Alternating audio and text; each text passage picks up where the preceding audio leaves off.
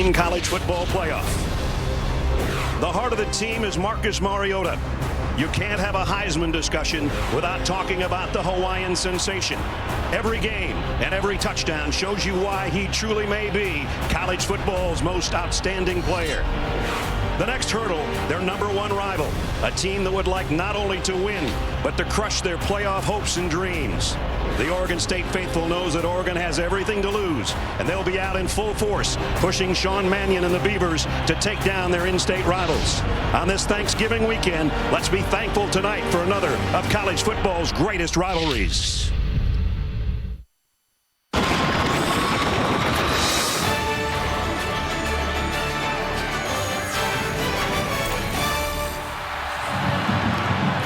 Welcome you to ESPN Saturday Night Football on ABC.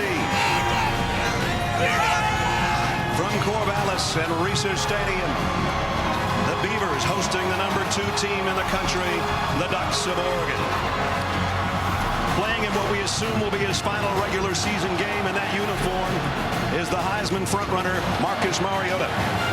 On the other side, playing his final game for the Beavers, one of the greats in Pac-12 history, Sean Mannion. The standings in the top 10 have been shaken up. A few minutes ago, Ole Miss won the Egg Bowl over Mississippi State, so there's a spot in the Final Four. Oregon doesn't want that to happen to them tonight. They're in that #2 spot.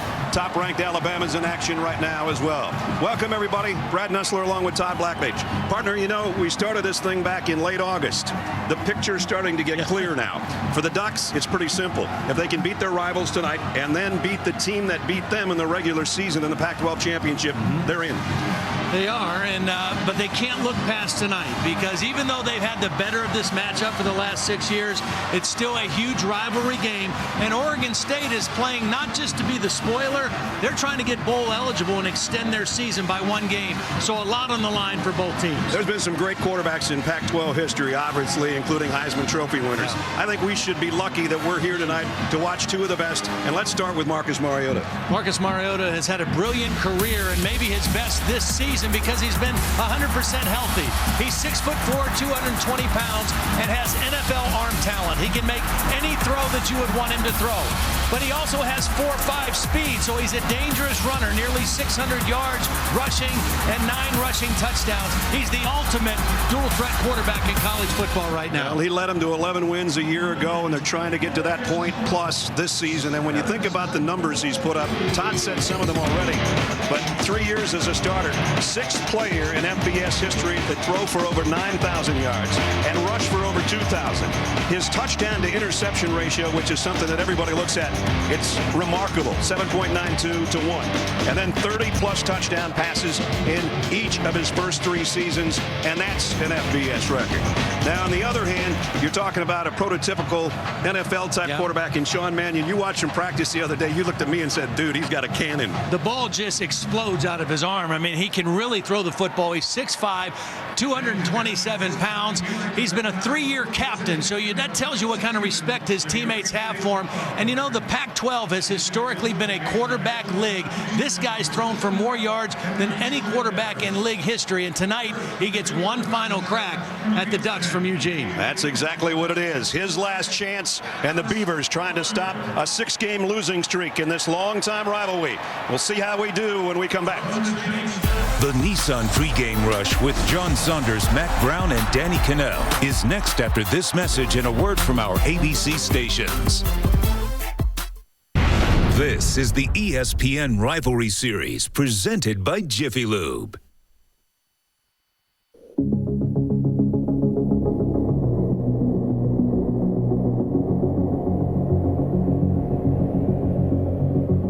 Woke up sweating from a dream with a different kind of feeling. All day long my heart was beating, searching for the meaning. All my hidden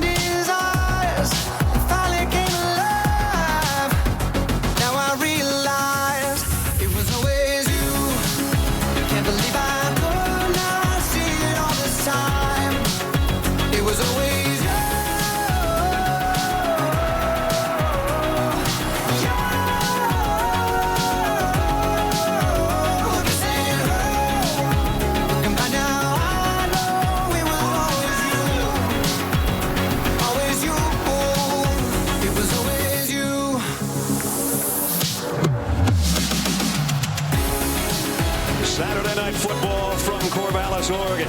It could be worse. Kind of cool tonight, but we've had rain the last 2 days. And right now, 41 degrees, clear skies. As we head down the field, third member of our team before we kick, here's Holly. Well, if there is a team in the country who is equipped to upset Oregon, it might just be Oregon State. Since 2000, when they are unranked, they are the best team in the country at upsetting a top 10 team. They've done it already this year, upsetting Arizona State right here on this field. Their head coach, Mike Riley, says the recipe to do that is to run the football. He thinks that Oregon does not like a physical rushing attack right down the middle, so look for that from the Beavers. And keep in mind, on this defense alone of Oregon State, they have 9 seniors. They've played Marcus Mariota, they've faced the Ducks, but they've never beaten them. 20 seniors playing for Mike Riley in his 14th season. He was basically born into this rivalry, as his dad, Bud, was an assistant coach here as well. On the other side, only his second year as the head coach, his first time as the head coach here at Reser Stadium. Mark Helfrich, who's done a remarkable job after taking over for Chip Kelly. Oregon won the toss. They want the football. That means Garrett Owens will kick. And for the 118th time, the Civil War between the Beavers and the Ducks about to begin.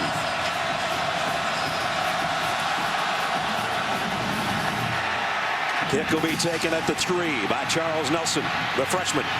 Nelson, great speed, bounces his way out across the 25 to about the 27-yard line. As we take a look at our Chick-fil-A impact players.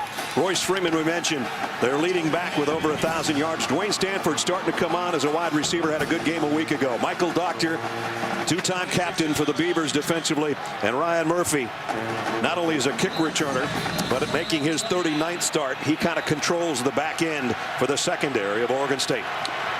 Well, the strength of this Oregon State defense is their linebacking core, and they'll have their hands full with this guy, Marcus Mariota.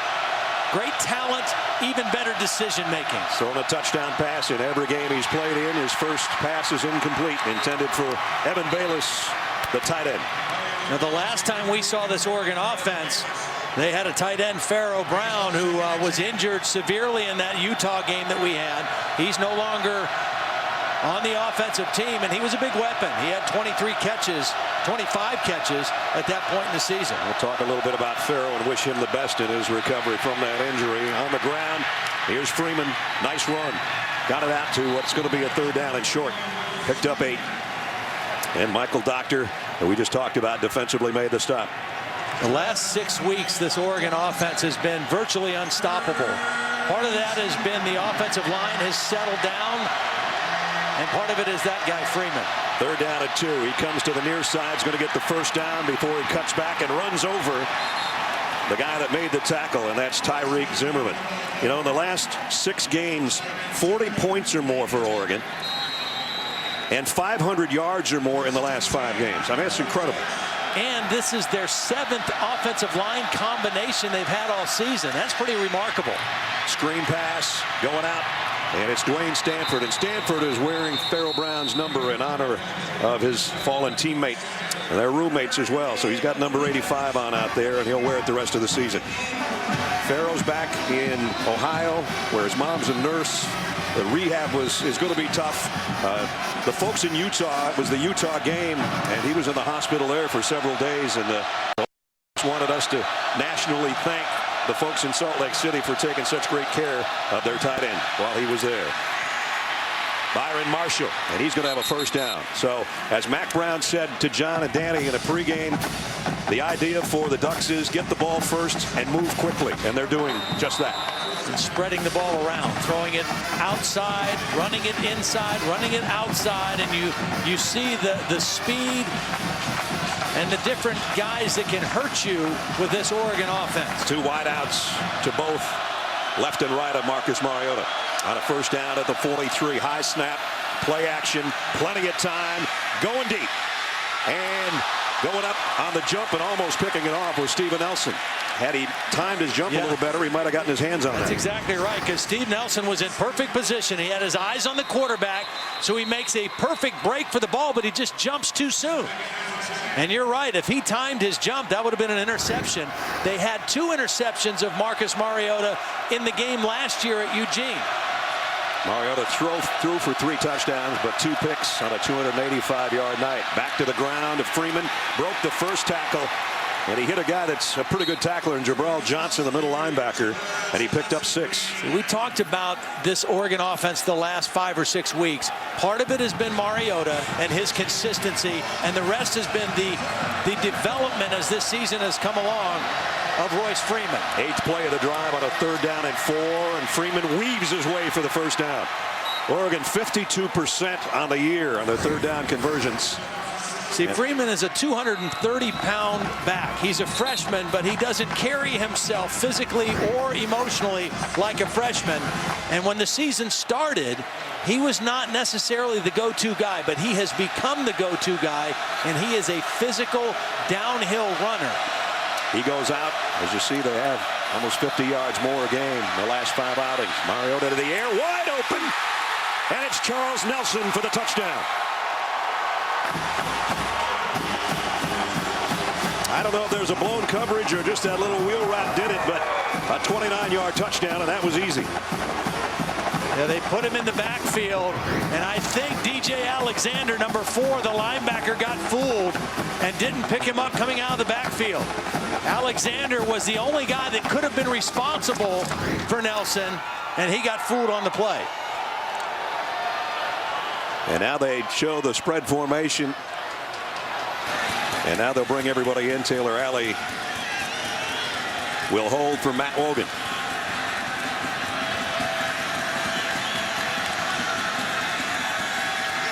So it didn't take long for the number 2 team, and now they are going to go for 2.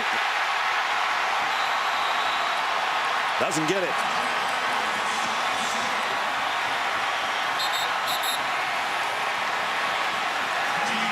So just 2.5 minutes into the game, and Marcus Mariota led his team down the field as they go 71 yards in 9 plays. And his touchdown pass, 33rd of the year to Nelson, gives the Ducks a 6-0 lead.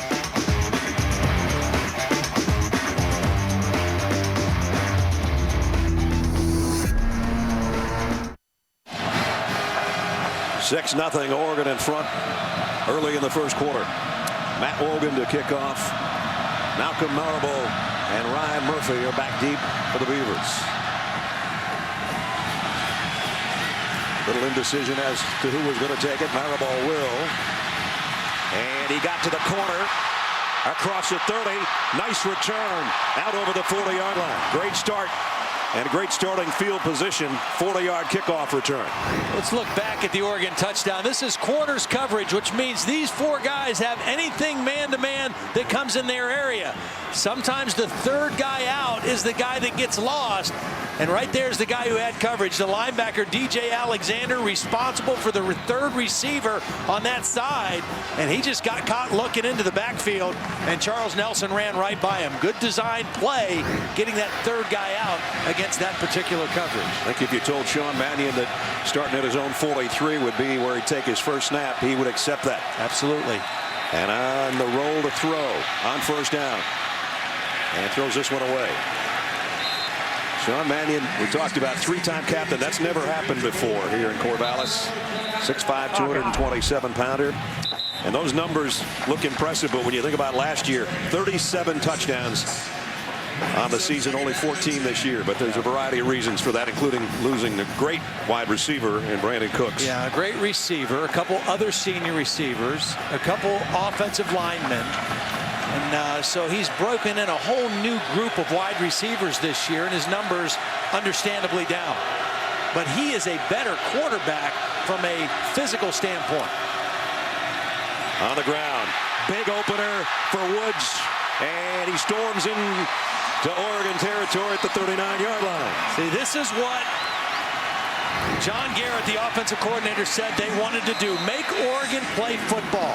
See if they can line up and play physical, smash-mouth football. They like to play fast and off the edge, similar to the way Oregon plays offense. And John Garrett said, we have to make them play football. See if they can shed blocks and take on a physical running game right up the middle, and a great start for Storm Woods. That's exactly what Holly was talking about, that Mike Riley told us too. Straight up the gut for 18 yards, first down at the 39. High backfield, Ricky Ortiz, the fullback, leading the way. He got a block, but Woods is not going to get anything on this as we check in first time tonight with Robert Flores. Robert. All right, Brad, AT&T inside the headset. Iron Bowl right now on ESPN. Blake Sims up top to Amari Cooper. Fifth straight SEC game with a touchdown catch for Cooper. Right now on ESPN and the Watch ESPN app. It's 14-3, first quarter in Tuscaloosa. All right, Robert, Cooper's posted. 4 minutes into this game, Oregon in front. Oregon State with a second down and 10.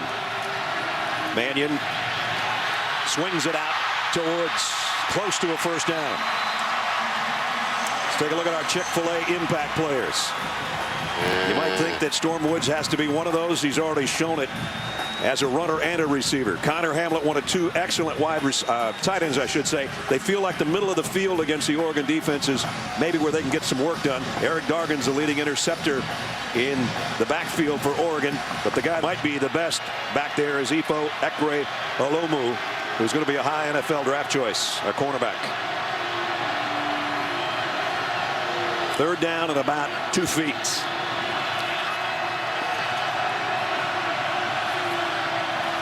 Woods will get the carry. Hit behind the line. Second effort. He's still not going to get there. Nice job out of the Oregon defense that time to wrap him up and drop him at the line of scrimmage. I would expect that Mike Riley will go for this. Fourth and short. Again, playing for not only to beat your rival, not only to spoil what Oregon's doing, but to get bowl eligible. They've got to be the aggressor. So you saw their numbers on fourth down, 6 out of 14 on the year. They were 0 for 2 against Washington in their last outing. They got Damian Haskins in there, who's a bigger back at 232 at the tailback spot. And here he comes, and down he goes. Drop for a loss. Oregon will take over on downs. Well, they got penetration. They got penetration. They knocked the tackle, Sean Harlow, number 77, back into the backfield. And Haskins never able to get going. I think it was DeForest Buckner with the big play.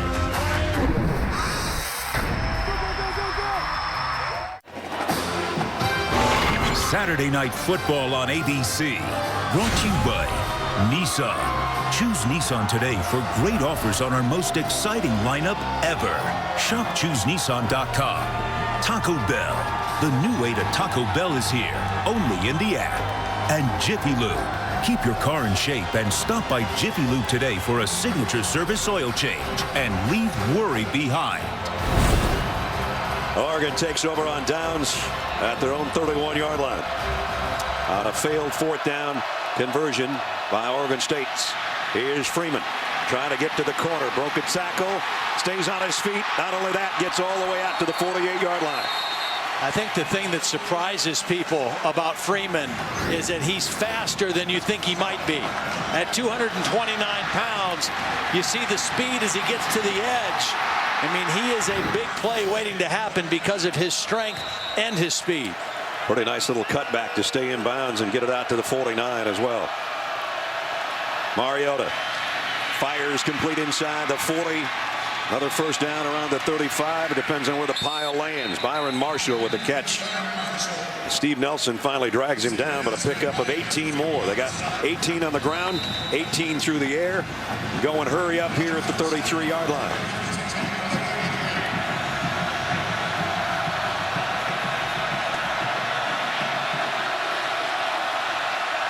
Mariota drops back in the gun on a first down.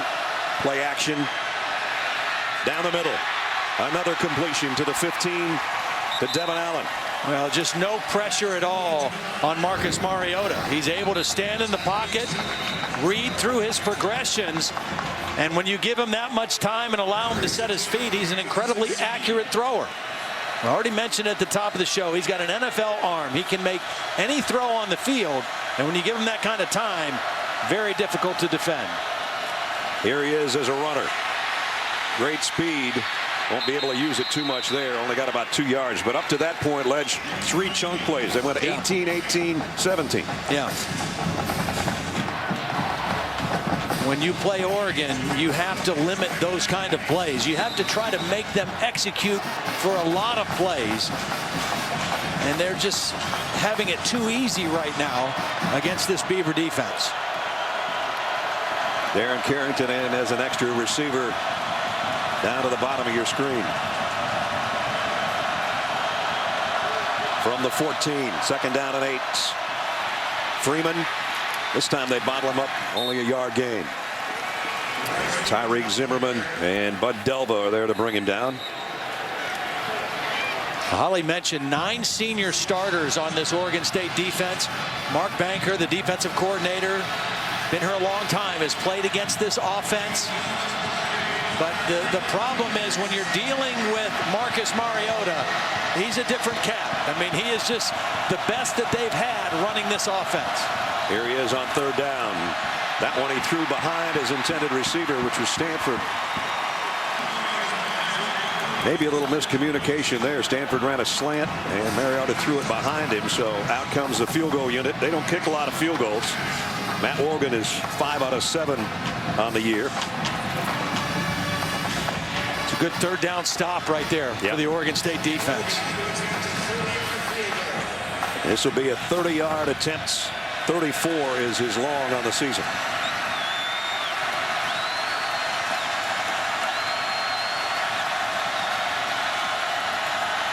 Morgan's kick is right down the middle. So the Ducks add 3 more to the total, but as Todd said, it could have been worse.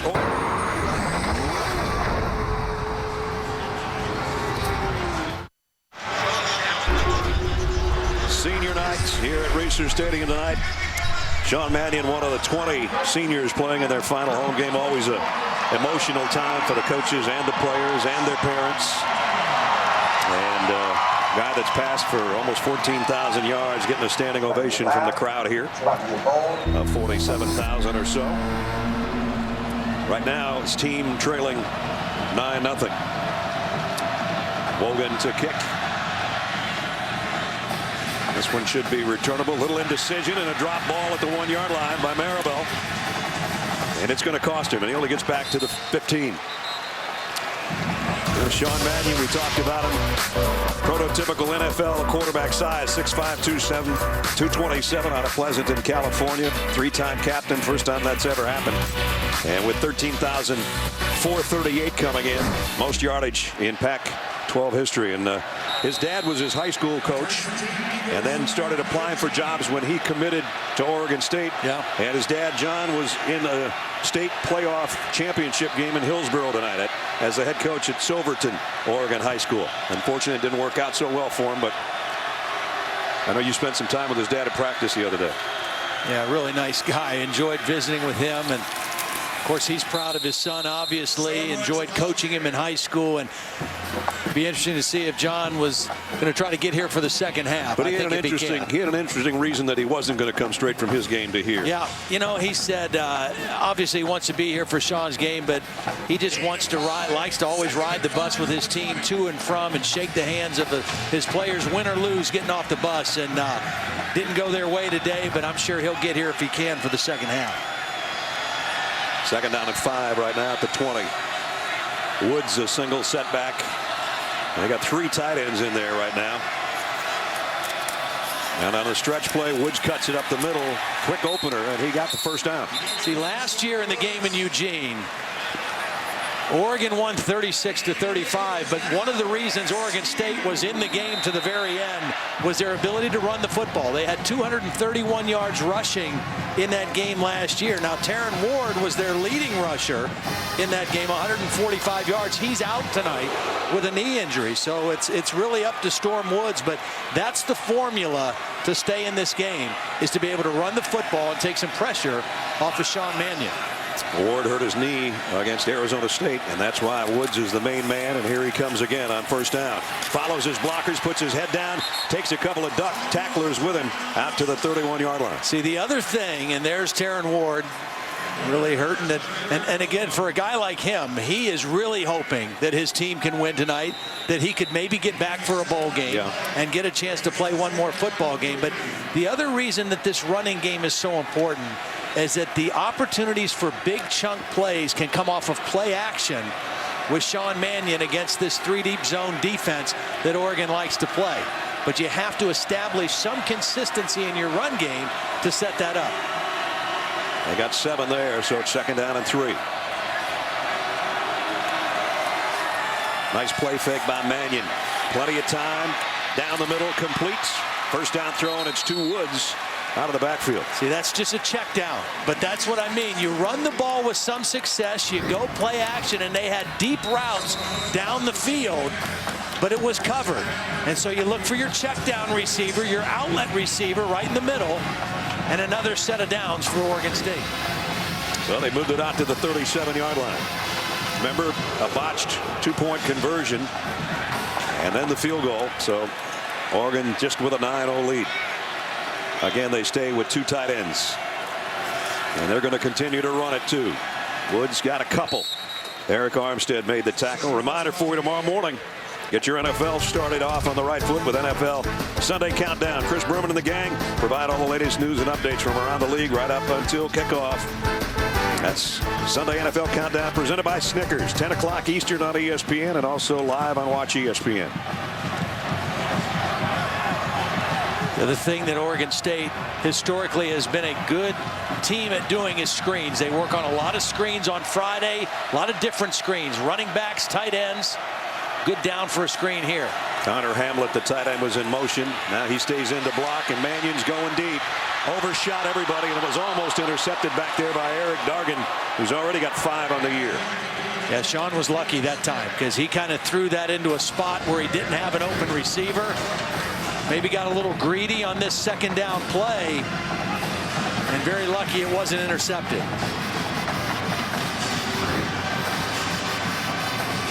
So it brings up 3rd down and 8. 3rd down has been tough on them this year. 116th in the FBS.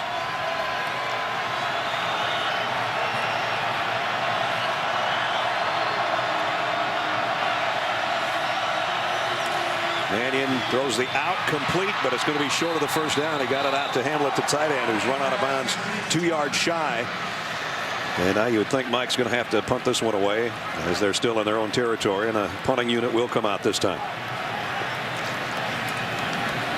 Keith Costal, who really did well punting a year ago, has kind of had an inconsistent season this year. This is where you have to really be careful too if you're Oregon State, because the return guys for Oregon are so dangerous. Charles Nelson, 2 touchdowns on punt returns already this season. And averaging about 17 yards a return. And he's going to have a shot at this one. Waits on it at the 15 and got blasted. And a flag down. Let's see if they didn't give him an opportunity to catch it. And Cyril Nolan Lewis is down there. Yeah, that was almost instantaneous contact. I think that's probably why the flag came out, that they didn't give him an adequate opportunity to field the punt. They're still unpiling bodies to find out who the ball has, who the football belongs to. Mike Batlin's our referee.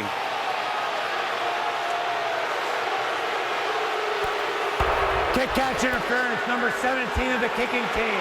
15-yard penalty, 1st down.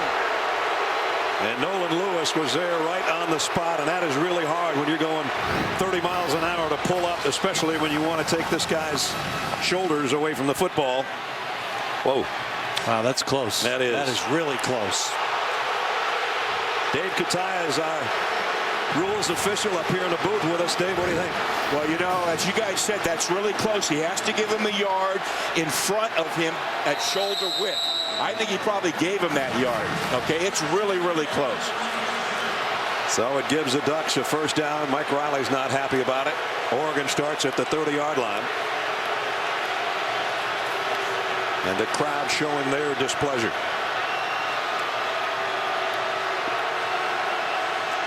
Nelson, who was on the receiving end of that, punts in the backfield. Nelson's at the quarterback. At the quarterback spot, I should say. What in the world was that going to be? I don't know. He was faking it to Mariota. Ball start, 76, offense, 5-yard penalty, remains 1st down. I'm betting we don't see that lineup again. I doubt it. That was a trick 'em play that you get maybe one time. Jake Pisarcik starting at guard tonight. His dad Joe played in the NFL with the penalty. And Nelson comes out. See, the leader of this Oregon offensive line, Hronis Grasu, got injured in the Utah game, did not play against Colorado. This is his second game that he's missed. Mariota fires out in the flat, a perfect strike. Byron Marshall, and Marshall gets out around the 40-yard line. Here's a guy that a year ago was a 1,000-yard rusher with 14 touchdowns, and now he's kind of one of those swing guys. He can play in the backfield or as a wide receiver. And that was a perfect throw. Yeah, and I think he's more valuable there because you can still give him the football on sweeps. But see, you have your power runner now in Royce Freeman, who has become your go-to guy. So you take Marshall and you put him out as a wide receiver. You line him up in different spots. And his average yards per game, all-purpose, is really only about 8 yards less than it was a year ago. But he's kind of doing it in a lot of different ways. I think he's a more valuable player as a hybrid player than as a lined up in the backfield. He's in motion to the slot on the right side, and they're going to run that way with Freeman, and Marshall's trying to get him a block out there as they got across the 45 to the 46, a pickup of 4. Michael Doctor made the stop. I mentioned that Grasu out of the lineup. So Amani Stevens, who was the starting guard, is now the starting center. This is his second game, and 7 different offensive line combinations. That's pretty amazing. Mariota wanted to go to the right, now scrambles back to the left, and he'll tuck it and show his speed, and he got right to the first down mark, I think. The reason I say that, Brad, is typically when you look at teams that are in championship contention, one of the things I always look at is how consistent has their offensive line been. And most of the times you see the same 5 starters all the way through with very few exceptions. This is one of those teams that's playing great offense right now, but with a lot of different combinations up front. This is their 7th different one of the year. Mariota throws on the run and got it to the 40-yard line to Dwayne Stanford. Pickup of 7. And back in Beaver territory now at the 40-yard line with 1:35 now remaining in the first quarter. A 9-0 shutout so far for second-ranked Oregon. First down run straight up the middle to the 35 as we check in with Holly. Well, we're seeing Dwayne Stanford, the wide receiver for Oregon, and Charles Nelson in a little bit different roles tonight. Oregon is without their starting wide receiver, Keenan Lowe, who they say has a bum wheel. He's on the sideline in street clothes. They do expect to get him back, but we've seen a lot of different guys get involved in the wide receiver game. Shows to their versatility. Mariota really spreads it around as well. They've got 3 different guys that have 6 touchdown catches on the year. Just got it out to Stanford. Forward progress inside the 30-yard line, about an 8-yard gain. Well, you mentioned Mariota's ability to spread the football around. His comfort level with this offense. I mean, he just doesn't make very many mistakes. You know, Oregon leads the nation in the fewest turnovers. They're so efficient offensively, and it all starts with number 8. They're plus 15 in that turnover margin as we got a flag whistle before the play. It's funny. The whistle stopped that False play. start, 78, offense, 5-yard penalty, main second down. Dylan Wynn was in there and kind of tried to knock the ball out of Mariota's hands. He had a great quote in the paper this week. He was talking about Mariota, saying, you know, he's the ultimate dual threat quarterback, so talented. And he says, you know, it really kind of stinks too because he's a great guy, so it's hard to hate him. He's really a nice guy. Stinks isn't the word he used, but that's as close as we'll get to you. But that shows the respect, and they just patted each other on the helmet after that last play. It might be a civil war, and sometimes it's not so civil, but on that play it was. Mariota on the ground. Big gainer. Down to the 15 before they can finally corral him. Ryan Murphy made the stop, but it's 1st and 10, Oregon. Just held that fake so long that it froze the defender, and then at the end, Mariota, you see the athleticism with the hurdle and a couple extra yards. 4.5 speed, 6'4", 220. Just, I think the new prototype of quarterback at the next level. My partner was a great quarterback, but he would have never made that play. No, we wouldn't have gotten down the field that far. End of 1. Number 2 Oregon out in front on the road. 9-0.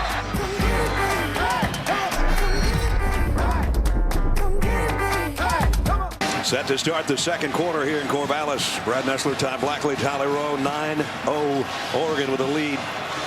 And their offense just rocking and rolling in that first quarter. 23 plays. They averaged over 8 yards per play.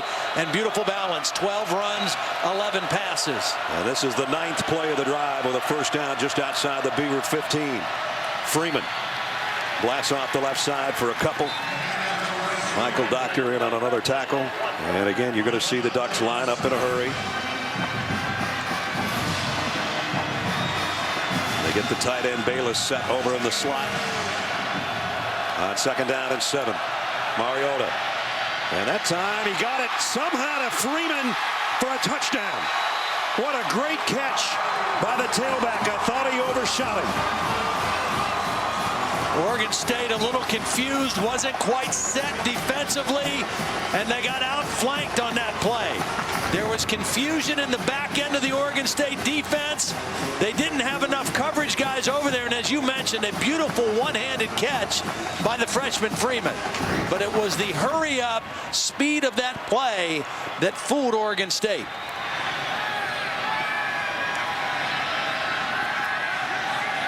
Conventional extra point coming up from Logan, and it's up and good. Impressive drive again.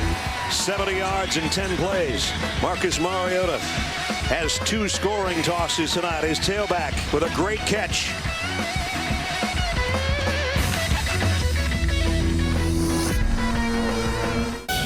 ESPN is your home of the new college football playoff. As we take a look at the Chick-fil-A college football playoff rankings, they're going to change on Tuesday. We know that because Mississippi State lost to Ole Miss in the Egg Bowl earlier today. Oregon trying to stay in the number 2 spot. They're off to a great start, 16-0.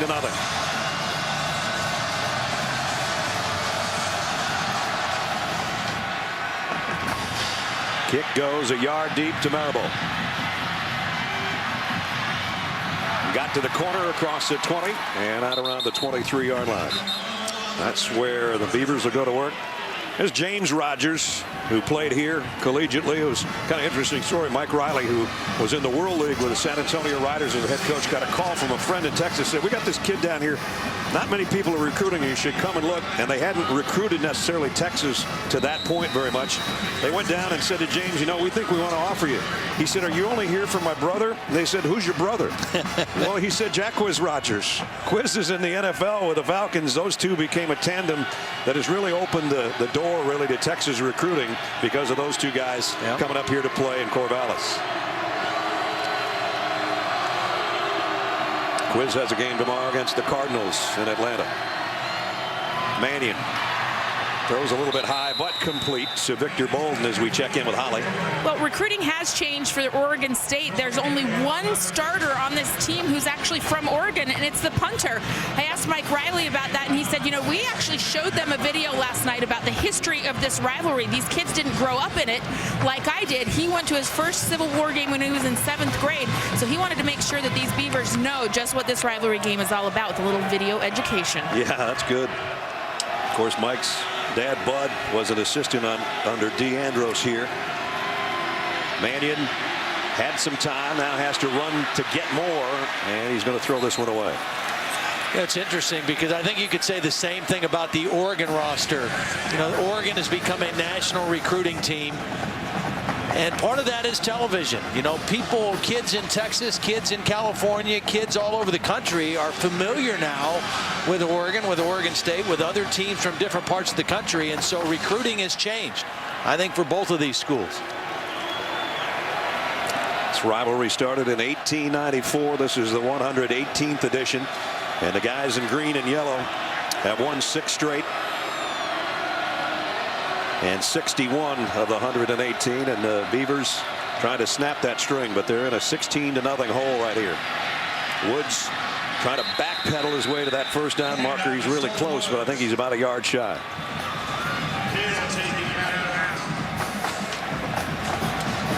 That's how much they've got left on a 4th and 1, so they've got to punt it again. Well, they tried to sneak a run in there on that 3rd down play.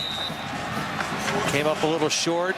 Mike Riley knows they've got to get something sustained, because right now the Oregon State defense is having a very difficult time stopping the Ducks. Yeah, they're 0 for 3 on 3rd down, so here's the 4th down on the punt from Costal. And you saw Charles Nelson waiting on the other end. High kick, but not very deep. And a bobbled fair catch. Ball's loose. Beavers don't get it. They had 2 shots at it and couldn't cover it before it went out of bounds. Well, Nelson has had trouble with both punts. The first one, they ran into him early. This time they ran by him, and it distracted him. And he still fumbled it, and a golden opportunity. I think the ball was actually kicked, first of all, by an Oregon State Beaver, and they weren't able to recover it. Tyler Anderson, the fullback, number 33, had a great shot at it and just couldn't scoop it up. Ducks ball when we come back.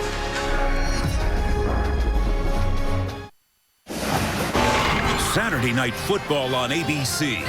Brought to you by Buick. 5 expectation-shattering models. Another reason to experience the new Buick. Dr. Pepper. Always one of a kind. And Chick-fil-A. We didn't invent the chicken, just the chicken sandwich. Oregon pitching a shutout so far here in the 2nd quarter. Ducks lead it 16 to nothing. Time for our Aflac trivia question. Who's the only player to play in the Civil War and win a Heisman Trophy? We'll give you a little time to think about that one. We might have another one a couple of weeks from now. That might be a so far. Because this guy might be the next one. As he comes out, there's his numbers tonight. 9 out of 12, 26 on the ground, 2 touchdowns through the air, which means number 33 and 34 in the season. Their last drive, they went 70 yards and never had a 3rd down. Here on 1st down, Freeman tripped up after a pickup of about 3. Justin Strong got him on the ground. See, the problem with defending Mariota is if you pressure him, if you try to bring extra people after him, his numbers are kind of ridiculous. He's so poised, and he knows where to go with the football. If you lay back and play coverage, he's accurate enough to beat you. Oh, would have been a one-handed catch by Carrington. Stretched him out a little too much, incomplete.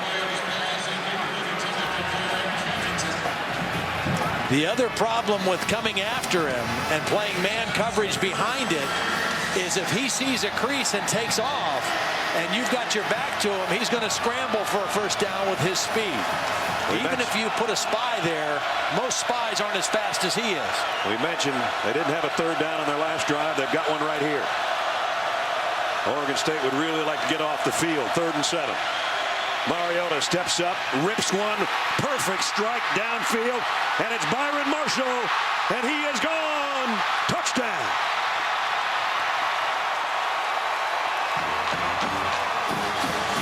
"77 yards, and that was a rocket off the arm of Mariota."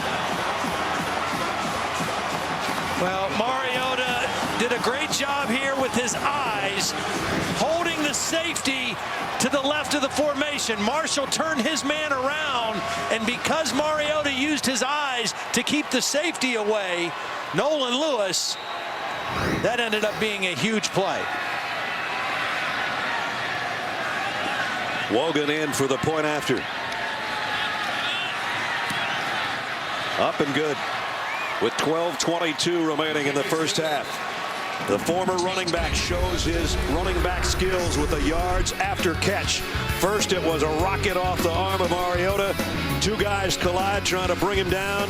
He does the rest. Caps an 80-yard march in just 3 plays. Number 2 Ducks are rolling.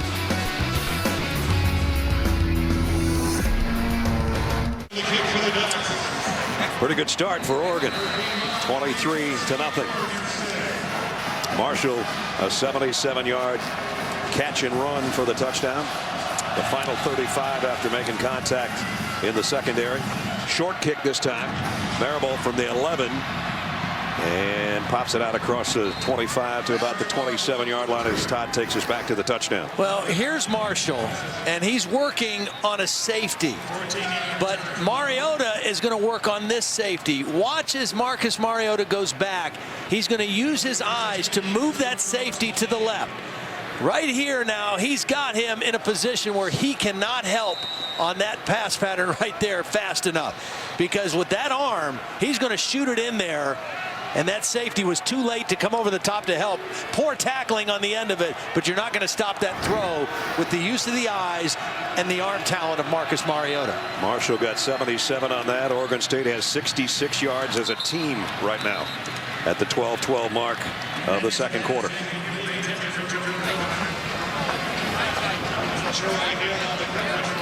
The most production tonight so far for the Beavers offense has been Storm Woods, the tailback. Yeah. And Sean Mannion hasn't gotten anything going so far.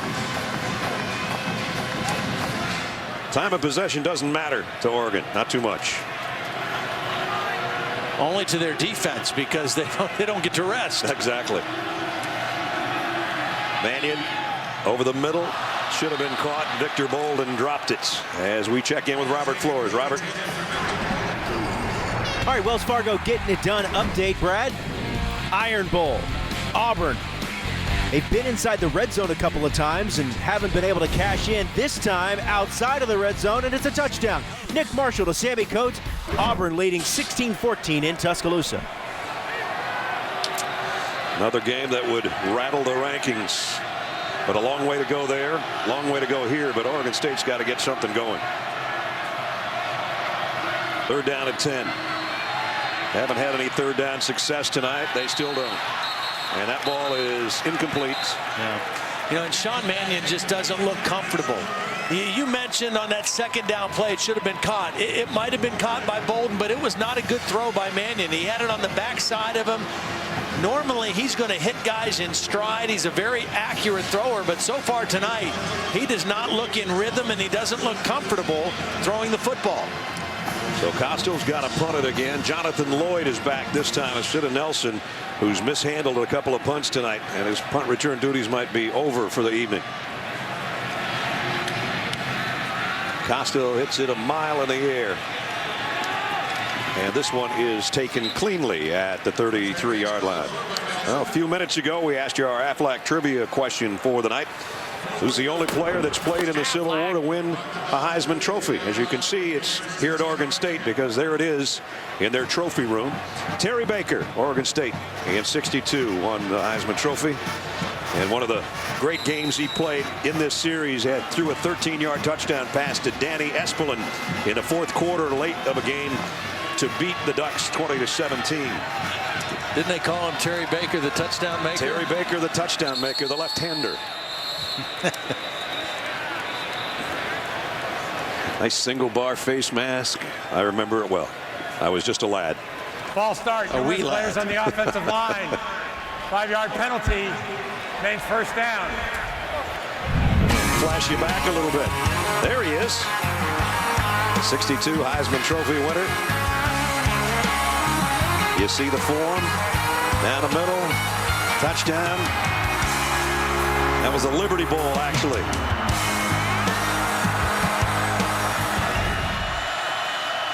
Liberty Bowl in '62. They beat LSU. Jerry Stovall in that game. Here's a 2-yard loss. That's something we haven't seen much of tonight. Dylan Wynn made the tackle. We talked about Dylan a little bit earlier. 2-yard loss brings up second down and 17.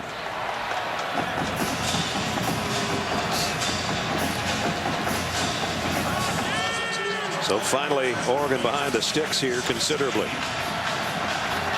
As many chunk plays as they've had in the first half, though. 17 yards doesn't seem like that much. Mariota throwing a screen out. Freeman looking for a block. Broke one tackle, 2, 3, and he got back to the original line of scrimmage where it's going to be 3rd and 10.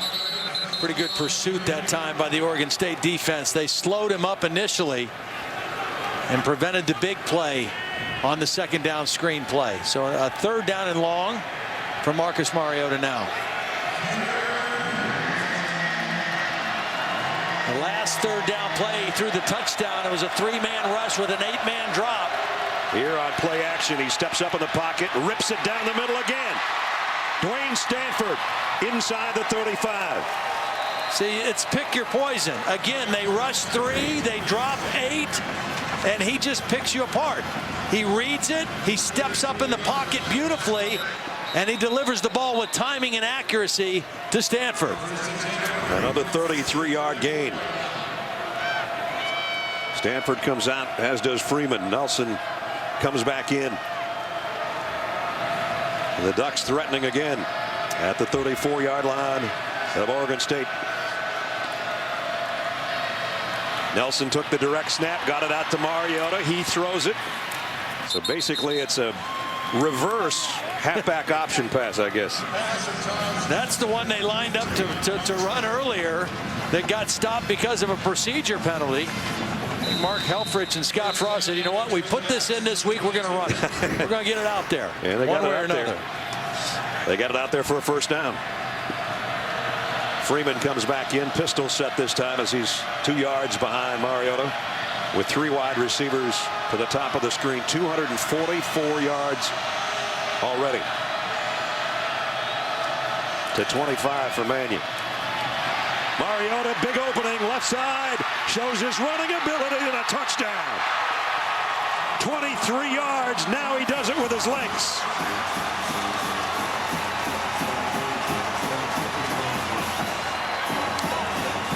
He's putting on a clinic right now. Well, nice blocking on the perimeter. First of all, his tight end, Evan Bayless. Watch number 81 get a block. And then downfield at the end, Devon Allen, number 5, with the last block. Well, you don't need too many blocks for a guy that can run that way.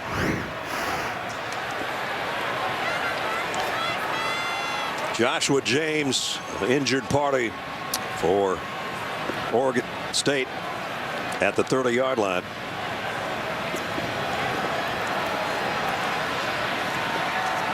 Ninth time this year that Marcus Mariota has accounted for 4 touchdowns in a game, and we're way before halftime. Yeah. Well, I'll tell you, we've seen some good quarterbacks this year, but this guy's the best. He's the best I've seen.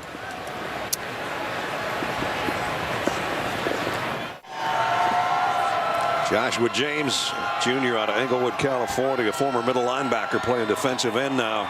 Appeared to be his lower right leg that was the issue. Injured on that last play, which was a 23-yard touchdown run by Marcus Mariota.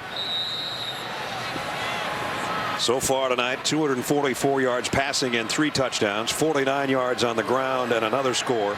293 total for Marcus right now with 9:48 to go in the first half. Matt Wogan, high snap. They got the hold down and the kick up and good. Having one of those kind of nights. Maybe a Heisman moment, huh? Matt Wogan's been a busy kicker with kickoffs and extra points.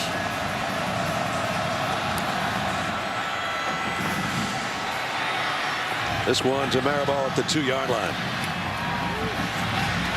And he got some nice blocking. Got out to the 30, maybe the 31-yard line. This week on ESPN's Monday Night Football, Ryan Tannehill and the Dolphins head to take on the New York Jets. Dolphins and the Jets on Monday Night Football, 8:15 on ESPN and watch ESPN. There's the 2 starting quarterbacks. Jets have gone back to Geno Smith to continue the experiment that isn't working so far. And Ryan Tannehill's having a good year for the Dolphins. 8:15 Monday Night Football.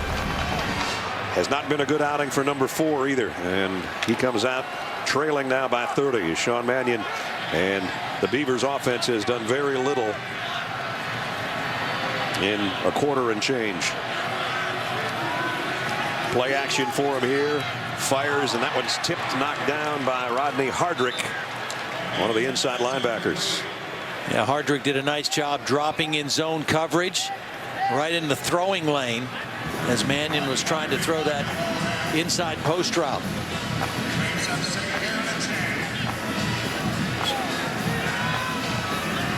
Oregon State's got 20 plays for 66 yards. Oregon's already got 359. And still no 3rd down conversions for the Beavers. They're going to have to come up with a third down conversion here too. Third down and about 6 upcoming after the completion to Ramel Dockery. Well, you can't keep drives going if you can't pick up third downs unless you're great on first and second down. Here's another third. That's been a problem for them all year. 31% on the season coming into the game, and it's gotten worse with what they've done so far tonight. 0 for 4.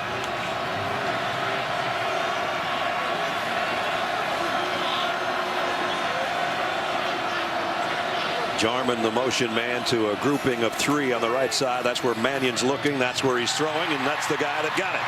Finally convert one, and it was to Hunter Jarman. And let's see if that doesn't get things rolling for Sean Mannion a little bit.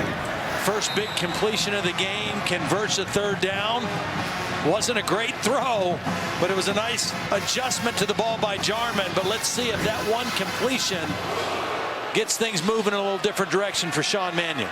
Probably seeing something tonight you might not have seen recently in college football.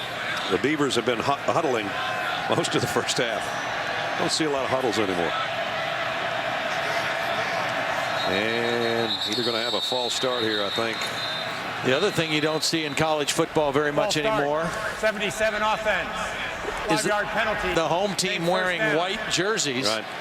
The Oregon State seniors voted to wear those. They petitioned the Pac-12. They were granted. And of course, the visiting team has to agree to it, and Oregon said okay. Oregon says we got about 1,000 uniform combinations we can wear. We'll just wear green and yellow and yellow. And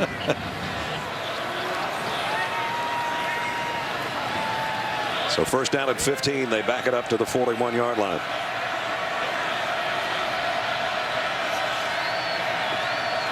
Possible blitz coming off the corner. They do bring it. It's a draw play to Woods. And he maybe got a yard out of that, and that's all.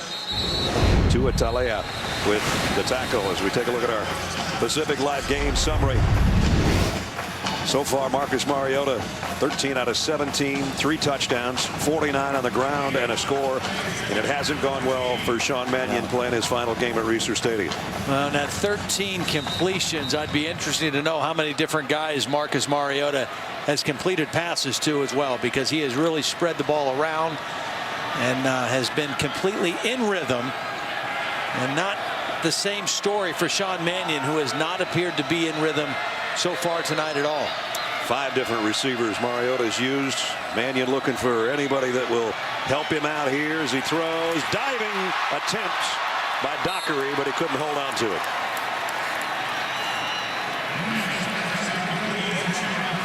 You mentioned Brandon Cooks, who was the go-to receiver last year for Sean Mannion. Had 128 catches, was the Biletnikoff Award winner, had 10 catches in this game a year ago against Oregon. It's a very young receiving group. Victor Bolden's a sophomore. Jordan Villeman is a talented youngster, a redshirt freshman. But they are a young group of receivers. Jarman, just a redshirt freshman. Well, they backed themselves into a corner here on third down again after picking up their first third down conversion earlier. This one's 3rd and 14. And flags down again. I don't think they got the play off. They came in 122nd in the country in penalties. 5-yard penalty, named 3rd down. And that's not good. Mike Riley told us yesterday it's just a variety of issues. He said, I wish I could pinpoint one area. Some are procedure penalties, some are stupid penalties, anti-penalties or bad penalties. And they just picked up another one to make it 3rd down and 19 now.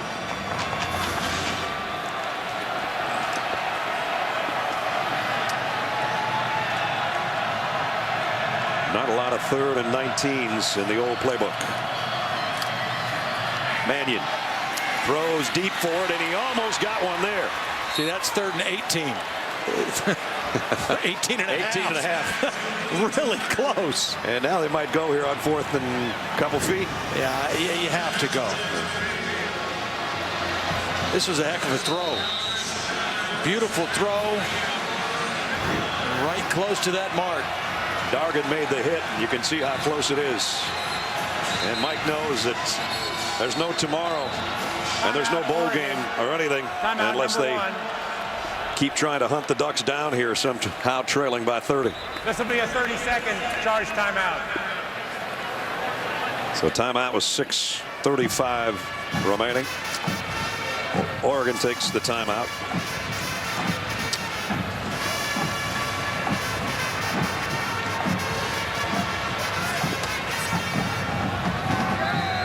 So 30-0 is not exactly what Oregon State had planned, Todd, but the one thing that we knew coming in, we thought we'd see a show from a Heisman Trophy guy that's probably #1 in that category right now. Man, he's putting it on. He really is. And, you know, the thing that's amazing about him when you watch him, and I almost chuckle when some people look for criticisms of Marcus Mariota. One of the things you hear people say, maybe he's too nice. He's not a fiery enough leader.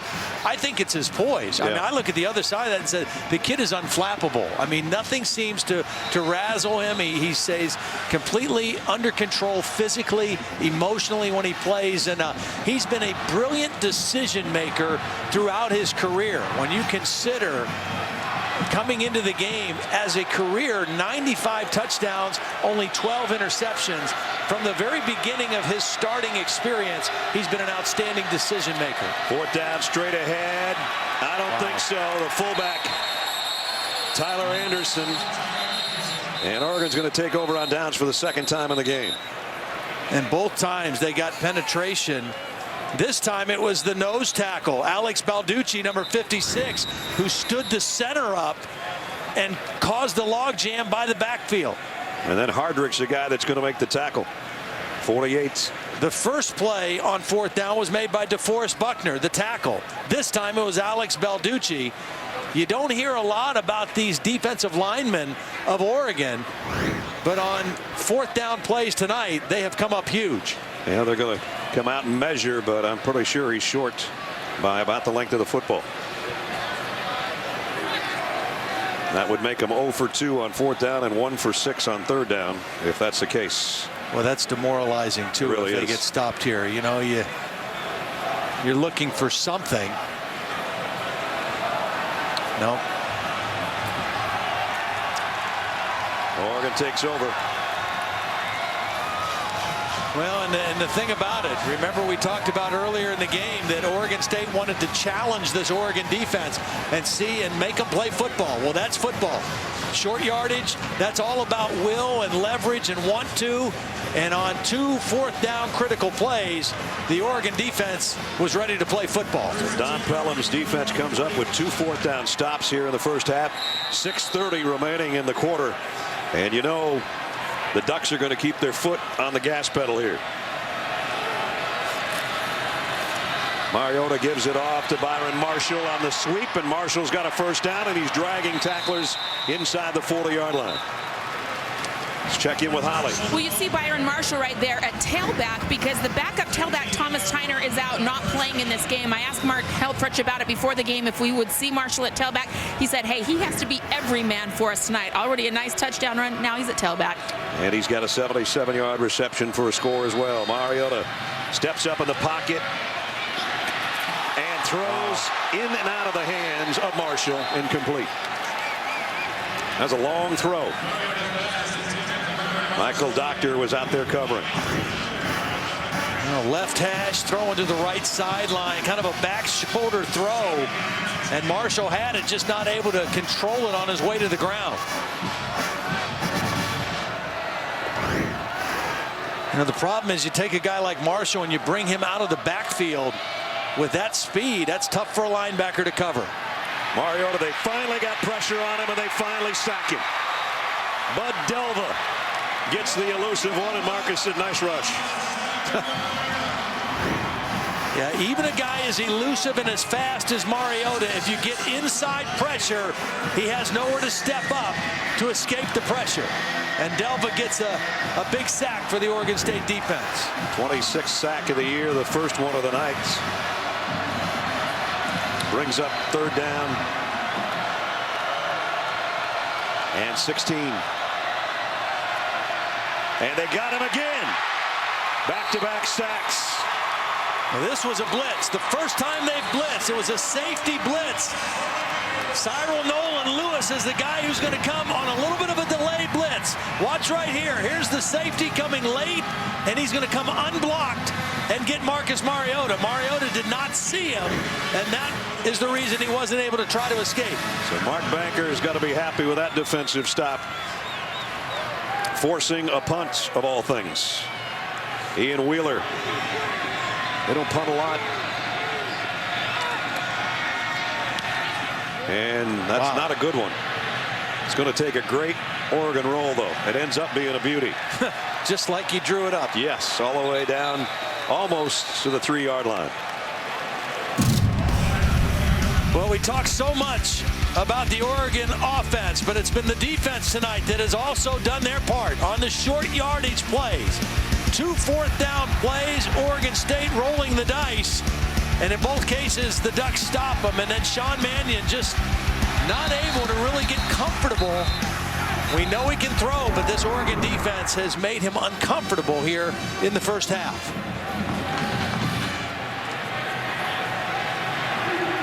They had Oregon State had 1 tackle for loss in the first 35 plays that Oregon ran, and they had 2 in the last 2 plays.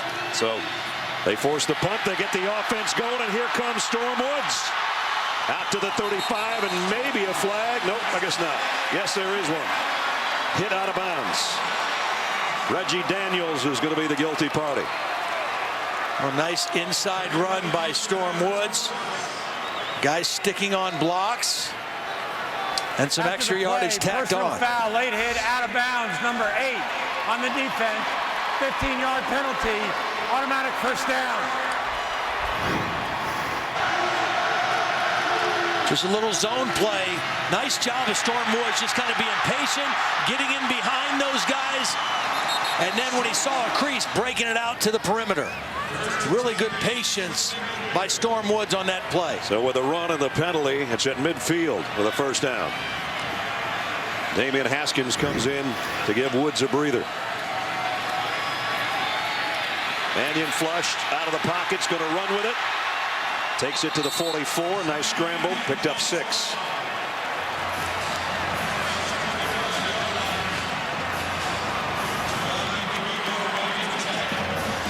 Boy, if they could get a touchdown before halftime, it would give them a little bit of momentum going to the locker room.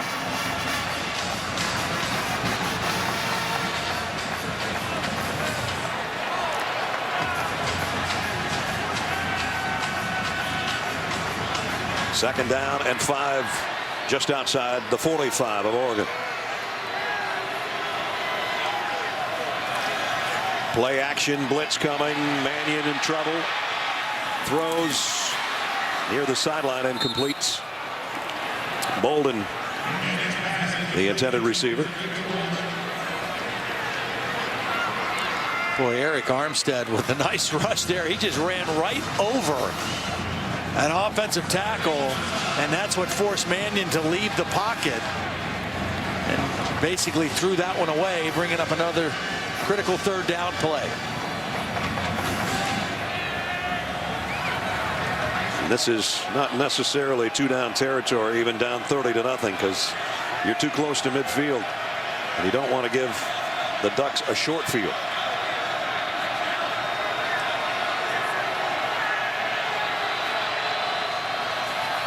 Mannion throws quickly this time, and it's good for a first down. Or it should be to Villeman. Villeman is a guy that's got a lot of ability. He's going to emerge. The last 4 weeks, he's really started to come on as a receiver. Huge target, 6'5", 240 pounds. Those last 4 games, Todd's talking about, he's caught 23 balls for over 400 yards and 4 touchdowns. And that one good for a first down to keep the drive going here at the 3-minute mark. You see how big he is over there against Ekbre Olumu. Outstanding cornerback, but giving up some size on this matchup. Little stunt on the front by the Ducks. They hit Mannion as he throws, and it's incomplete. And Hardrick again got the heat on Sean Mannion. You mentioned the matchup. He's working against a big-time corner.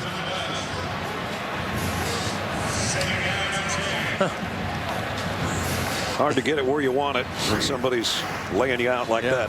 Well, and I think Hardrick thought the ball was already gone, and he just kind of stopped on the play. Otherwise, he'd have had a sack. I think he assumed that the ball was gone, but it wasn't.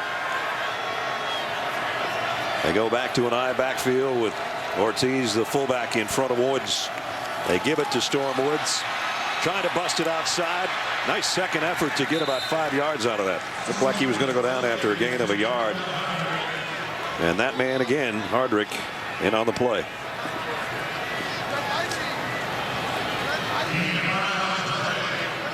The guy who has been quiet so far for Oregon State that they need to try to get the ball to make a play is Victor Bolden.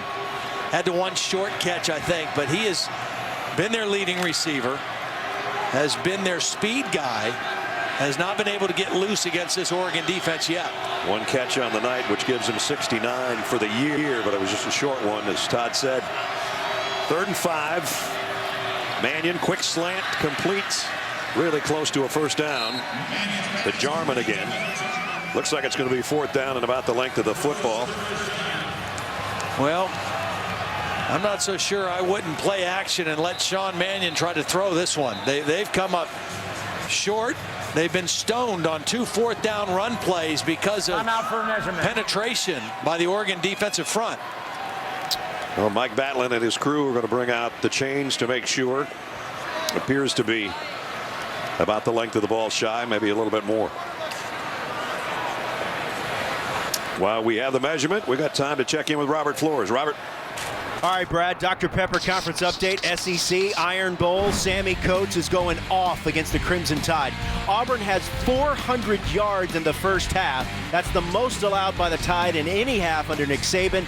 They're about to kick a field goal with 4 seconds to go in the first half.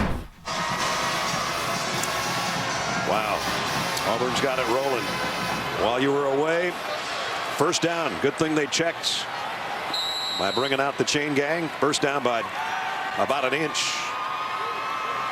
So just outside the 29, the Beavers with 1:41 and all their timeouts remaining. Their deepest penetration right now, the Oregon territory. Trying to get something here before halftime. Mannion, deep drop. Again pressured, got away from the first guy, got a block. And throws it out of bounds. And we got an injured Duck. DeForest Buckner gets up, sort of limps away as if say, I'm okay. He was the one chasing Mannion. So the clock stopped with 1:21 and 2nd down and 10.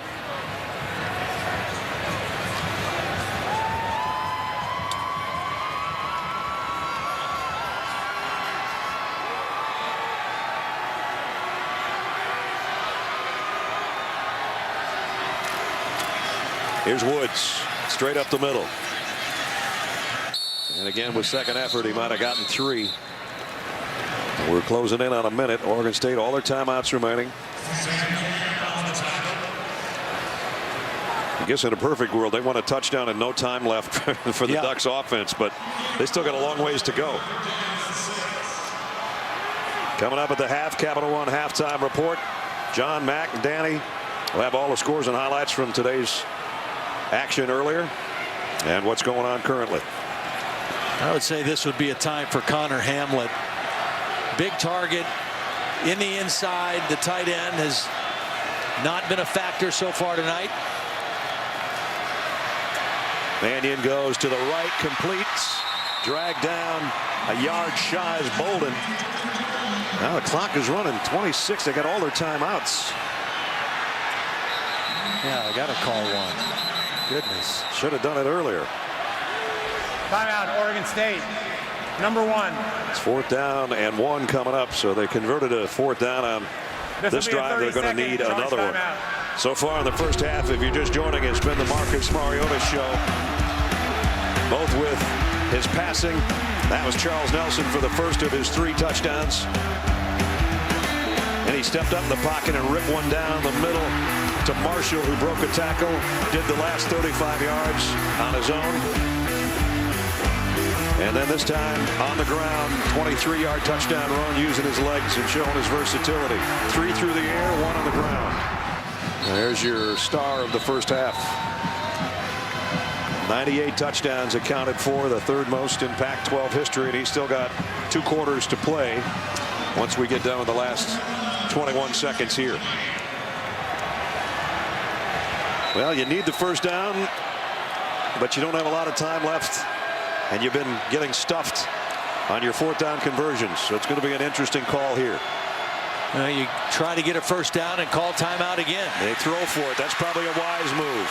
Got it complete to the fullback who got it to the 15-yard line, number 42, Ortiz. I think you call timeout again right here because the clock stops while they reset the chains. And he did. Yeah, he got to. You still have 1 left, but you only have 14 seconds left. This will be a 30-second charge timeout.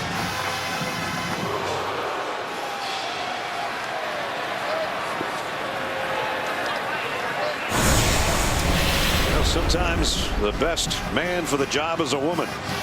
Isn't it like that all the time? I thought it was. Don't miss the premiere of Marvel's Agent Carter. It's Tuesday, January 6th on ABC. We're down to 14 seconds remaining in the half. 1 timeout remaining for Oregon State. They desperately need a touchdown to take to the locker room with them. I know any points would be good, but that's kind of cheap to say when you're down 30 rock right here as they are. So Mannion and the offense at the 15-yard line. You get a couple of cracks at the end zone here. Or if you go something down the middle, you can use your last timeout and have a play left. See what they've decided with that 30-second timeout to get the play call. Bolden in motion. Mannion troubled. That's the last thing you want to happen. Sacked by Christian French, who leads the Ducks in sacks even though he's not a starter. And there goes your last time out. And now you're back at the 21-yard line. Well, this defensive front for Oregon has come up big at big times in this game, and it's just been penetration. That time again, the right tackle, Dustin Stanton, just thrown back into the lap of the quarterback. Coverage pretty good downfield, but it was a collapse of the pocket that really did Sean Mannion in on that play. You're right. Stanton got rolled on and ended up on his rear end and in his quarterback's lap to boot. It's Christian French who was rushing off the edge, the team leader in sacks coming into the ball game with 5.5. He just barreled right through Dustin Stanton. So now if you throw something quick to the outside, you'd still have a play left, but you're out of timeouts. Yeah, I think you take a shot at the end zone. You can't take a sack again, obviously, but I think you take a shot at the end zone. If it's incomplete, you kick a field goal. Empty backfield. Mannion steps up. Going to go long to the corner. It's going to be way out of bounds, though. Incomplete. And now you got 1 second left. And let's see if Mike agrees with Todd to take 3 at least. I think you got to try for some points. You know, you played the whole first half. It's your arch rival, and you're down 30 to rock. I mean, you have to put some points on the board. So Garrett Owens will try to do that. His numbers on the year, 10 out of 12. They've had 2 kickers this year. Trevor Romaine was suspended from the team. Actually did a good job before he left the squad. And now this guy will try a 39-yard field goal to end the first half and give the Beavers something. And he did. Just inside the right upright. A lopsided Civil War, though, through 2 quarters. As second-ranked Oregon with a big advantage heading to the locker room 30-3 as we go down to Holly. Hey, Coach Helfrich, you're just trying to get your guys to stop and let Oregon State go in the tunnel first there, but everything's going great in this first half. How did it help you to stop them on that last drive, make them settle for 3 points? Just the psyche of the defense. Well, we'd like a 0 would be best for our psyche, but our guys are playing hard. And that's been a hallmark all year, and have to finish against these guys. They're still very dangerous. Everything's gone so well for your offense, but that last series you gave up 2 sacks on Mariota. got beat. It's just a one-man deal, one-on-one situation. We got beat, and so we'll clean that up. Thanks, Coach. Thanks, all. Halftime in Corvallis. 30-3, the halftime score. John Saunders, Matt Brown, Danny Cannell, and the Capital One halftime report coming up next. Welcome back to the ESPN Rivalry Series, presented by Jiffy Lube. The Civil War between the Beavers and the Ducks. Mariota to the air, wide open. And it's Charles Nelson for the touchdown. Mariota. And that time he got it somehow to Freeman for a touchdown. What a great catch by the tailback. Mariota steps up, rips one, perfect strike downfield, and it's Byron Marshall, and he is gone. Touchdown. Mariota, big opening, left side, shows his running ability, and a touchdown. He's putting on a clinic right now.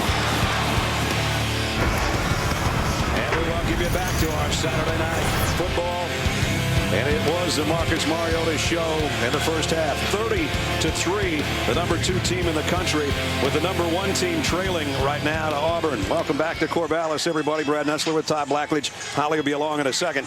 Well, almost 3 times the passing yards, almost twice as many first downs as you look at the stats, and total domination. Yeah. I guess one thing you can hang your hat on, the last couple of drives for Oregon State, they put together some things and got 3 points. They're going to get the ball first. Yeah, and you had to get something there at the end of the half, because you were having no success stopping Marcus Mariota. That offense, they ran 37 plays, 19 runs, 18 passes. They averaged almost 10 yards per play. So the offense for Oregon virtually unstoppable in that first half. Let's see if the Beavers can get something on the kick return, a short kick from the 12-yard line, but they only get it out to about the 22, and that's where Sean Mannion and company are going to go to work as we check in with Holly Rowe. Holly? Oregon State coach Mike Riley said that they have got to be patient. Even though the score is so lopsided, they have to continue to mix in the run, which they did successfully on that last drive. They also said that they've noticed that Oregon is playing a fairly conservative coverage in their secondary. So he said, we have got to take some shots down the field and make them pay for that coverage. On defense, he said, I told the guys in the locker room, let's build a little confidence after that last series. 2 sacks against Mariota, fix the mistakes and get some confidence. All right, Holly, thanks. They start from the 22-yard line. On a stretch play to Woods. Storm Woods, nice gain. Good way to start the third quarter, a pickup of 9. Well, I think that's what Mike Riley was telling Holly. We've got to be patient. We've got to stay with what we can do, try to run, try to have some balance, and hopefully we can get some big plays down the field off of play action passes. Third down has not been a good down for him tonight. Throwing the football, the best way to be successful is to avoid third downs and to throw and pass on early rundowns. Good pickup of 8 by Woods, who's closing in on 100 in the game. They give it to him again. Kept his balance, put his hand down. Got about 5 more before Tyson Coleman knocked him off his pins, but it's a first down for Oregon State. See, 2 plays, 2 good runs. Now they're set up for a play action pass on first down and try to drive the football down the field somewhere. They've got 3 tight ends in there this time, and when we talked to John Garrett, the offensive coordinator, he thought that the way the secondary plays for Oregon, they could get some stuff down the seams, Todd, but haven't gotten any of that tonight. Not so far. And again, long handoff. Woods only actually got back to the line of scrimmage barely. We'll bring up second down at 10. Joe Walker made the stop. Joe had that strange play we had in the Utah game where he dropped what we thought was going to be a touchdown. At least I did. Drop ball at the goal line. He picked it up, took it 100 yards the other way in one of the wackier plays we've seen in college football this year. Actually a loss of a couple of feet by Woods, so it's second down and 11. Give it to him again. Try to establish something, so as Todd said, maybe they can play action and go on top, but now it's third down.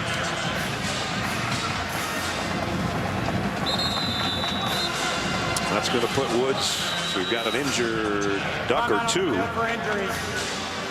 Wow. Armstead over there along with Balducci, so the guys that play right next to each other on the front wall for the Ducks got tangled up, and one's limping and one's still down. Well, Armstead has battled an ankle injury for most of the season. You see that brace on his left ankle, and that has been bothering him virtually the whole year. He's missed a couple games because of it. Balducci, a guy from about 90 minutes up the road, junior out of Portland, 310-pounder.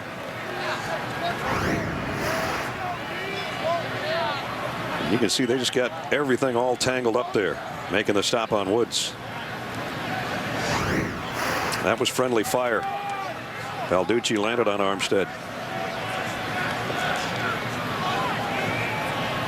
So one comes out, one stays in, and it is 3rd down and 7. Oregon State really needs to sustain a drive here to open the quarter, even if they just flop the field a little bit. 3rd and 7, possible blitz coming up the middle. They back out of that, but the pressure is too much for Mannion already. Prevost coming from the outside with a sack. Just a speed rush right around the left tackle. Sean Harlow. Wasn't a blitz. They showed blitz, but just came with a 4-man rush. And watch right here. Beating the left tackle. Speed rush to the outside. Mannion not able to step up in the pocket. A big 3rd down sack for the Ducks.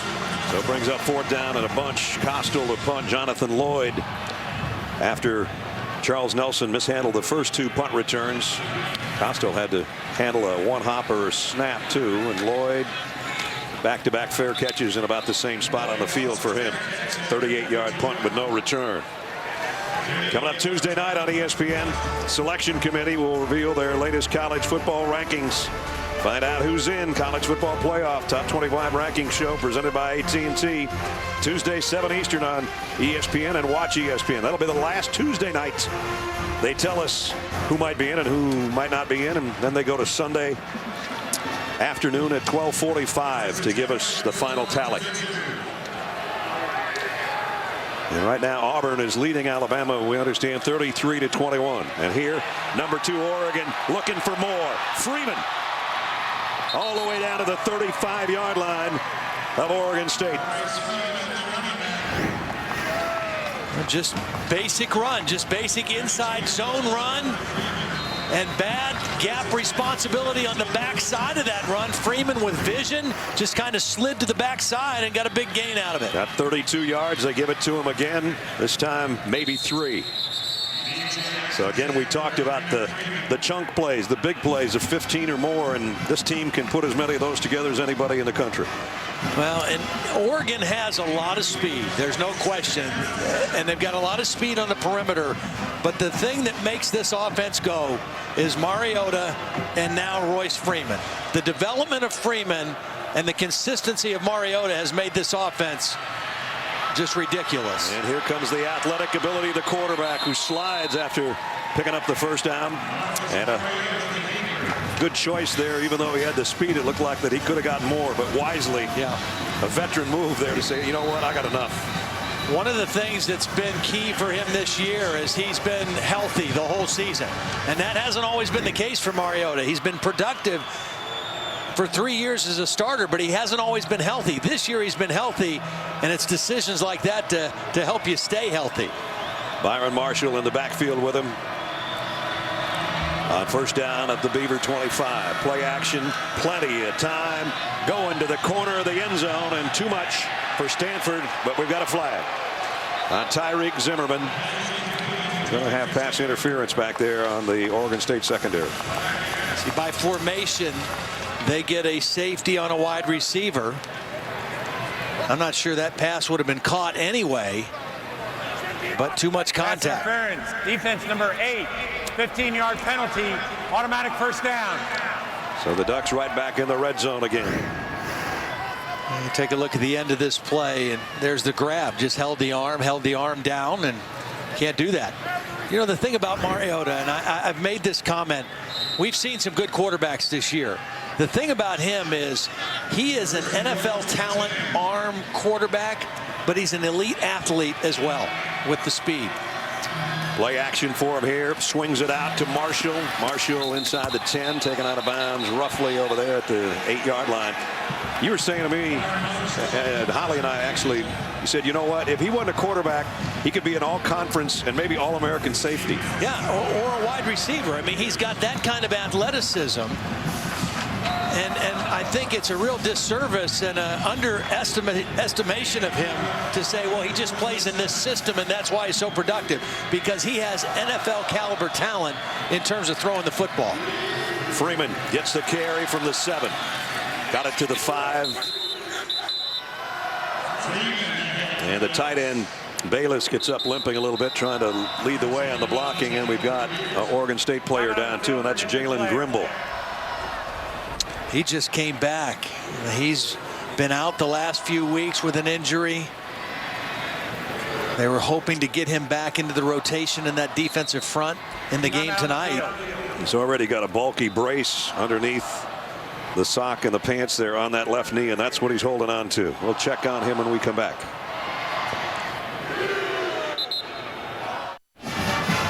Jalen Grimble, a junior out of Las Vegas, went off under his own power.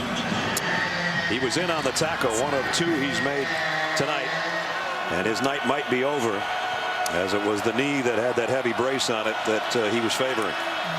Meanwhile, Marcus Mariota throws a slant, incomplete, intended for Dwayne Stanford. Devin Allen was also in the vicinity, and it's 4th down and goal. So we'll see Matt Wogan come in. It's almost an oddity to see the Ducks kicking field goals. This will be a 22-yard attempt.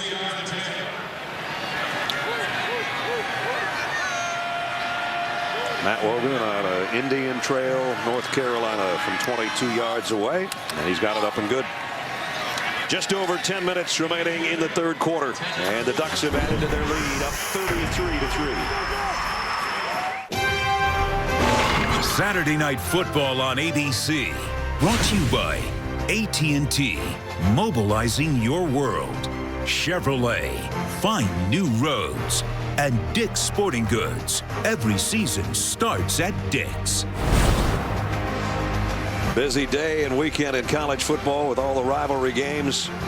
The ACC went 4-0 against the SEC today. Florida State beating Florida, Georgia Tech over Georgia in overtime. Clemson finally beat South Carolina, and Louisville down Kentucky. Mississippi State lost, so that'll drop them out of the top 4. J.T. Barrett broke his ankle in the 4th quarter after an unbelievable season for the first-year starter for Ohio State. Just some of the things that have gone on so far today. Right here, number 2 Oregon is holding court on the road in Corvallis against their arch rivals, leading 33-3. Marable, it's his best return of the night. Got it out to the 36-yard line as we go down to Holly. Well, it is a very cold night here in Corvallis, but Oregon has these very fancy benches. They are propane heated. But look at this. This is hot air blowing out of these that they place their helmets on. So when they put their helmet on to run back onto the field, it is nice and toasty inside. But I would like to file a formal protest, because there's the offense. We saw Marcus Mariota, and then look at the offensive line. They are on these cold, hard steel aluminum benches. But Holly, look, they have short sleeves on. That they have to do that. Offensive linemen are people too. I just want people to understand that. I know, but they've got a lot of padding. body. They got more padding, weight and support, and body heat. Nobody looks out for offensive linemen more than Holly does. Pick up a 4 on the throw out to Victor Bolden.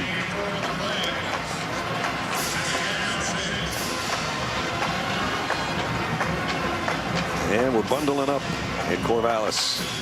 It was about 40 degrees at kickoff. It's a lot colder than that now. Second down and 6. Haskins is the tailback right now for the Beavers. He gets the carry here. He bounces it out of bounds after about a 1-yard gain as we check in with Robert Flores. All right, Brad, Taco Bell studio update. Back and forth they go in the Iron Bowl. 33-21 Auburn until Blake Sims to Amari Cooper. They've cut the lead, but Auburn still leads 33-27 third quarter on ESPN. Amari Cooper, another big day. As you got to think he's going to be in the top 5 in the Heisman voting. Marcus Mariota coming into tonight's in our ESPN grouping poll. He's the #1 guy with Melvin Gordon #2. I know Gordon had a good game against Minnesota today, around 150 and a couple of touchdowns. So that's not going to hurt his standing too much. The guy that might take it a little bit on the chin is Dak Prescott, probably. Yep. A rare third down conversion for Oregon State. Nice job of running after the catch by Storm Woods. Marcus Mariota, after this one is over tonight, has one more chance to showcase his talents as the Pac-12 title game at Levi Stadium in Santa Clara against Arizona coming up next week, and they're the only team that's put a blemish on the Ducks record so far. Another good run by Storm Woods. He's had a good game. Been the most productive player tonight for the Beavers. Well, he knew he'd have to carry the load. You know, without Teron Ward, he was going to be the go-to guy, and he has been up for it. Nice job running that zone play. Good patience, good vision. He's out of Pflugerville, Texas. Another one of those Texas kids. There's what he's done, and he's done more than the rest of the group together. They fake it to him here. Mannion wanted to go right. Now comes back near side and broken up. And it's Ekpre Olomu, the cornerback, who a lot of people think is going to be a pretty high draft choice. Well, this Oregon defense, again, we talk so much about Marcus Mariota and the offense, but the defense, this Oregon State team coming in averaging 396 yards a game. Been pretty prolific offensively, and Oregon so far in this ball game has held them under 200. So pretty impressive showing tonight, not just offensively but defensively by the Ducks as well. That one-point game last year at Autzen Stadium, both teams were well over 500. Mannion fires far side. That one hung a little bit too long for Jordan Villeman, and Troy Hill broke it up.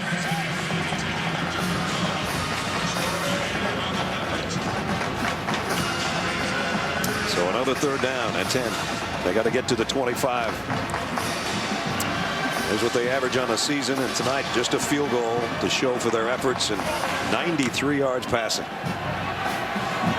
Not what we expected out of number 4, and I know that's not what he expected out of himself either.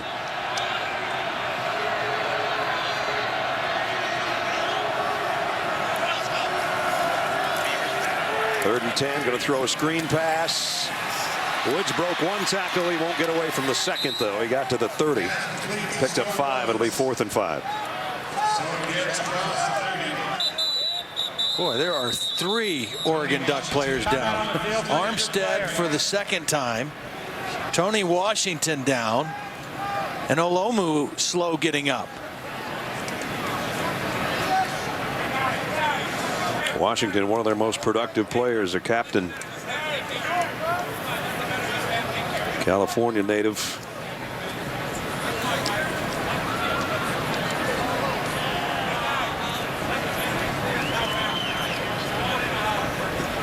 So everybody else is up. Yeah. Except Tony. Again, Don Pelham, the defensive coordinator, a longtime assistant coach, a linebacker coach here with the Oregon Ducks. His first year as the coordinator. Took over for Nick Aliotti. He was around forever with this program as a defensive coordinator. Washington involved on the tackle, as several Ducks were out there. And he's up. His head coach gives him a pat on the helmet. And I think he's going to be all right. Washington is one of those long, lean defenders that this Oregon team has. They've got some guys that look like power forwards in the NBA. Yeah. Playing at their outside linebacker position, defensive end positions. DeForest Buckner 6'7", Eric Armstead 6'8", Washington 6'3". Christian French comes in to take his spot, and he's 6'5", 245, and as we said earlier, he leads the team in sacks, so they don't lose a lot there other than one of their leaders in Washington. 4th and 5. Throw in the flat. The blockers are out there for Woods, and he's got a first down. Well, he's been the bright light for this Oregon State offense tonight. You see the excitement in his game. He's done a little bit of everything. Nice job getting him the ball in a position where he could catch and get right up the field. And then he does the rest. Knew what he needed for the first down and got there. Villeman and Jarman, the two wide receivers, at least got in the way of the defenders over there. That gave him just enough room to get to the 23, where it's first down with just under 7 minutes remaining in the quarter. 113 on the ground and 5 catches. That is definitely shouldering the load, and he goes forward inside the 20 on this one. Mattingly in on the tackle.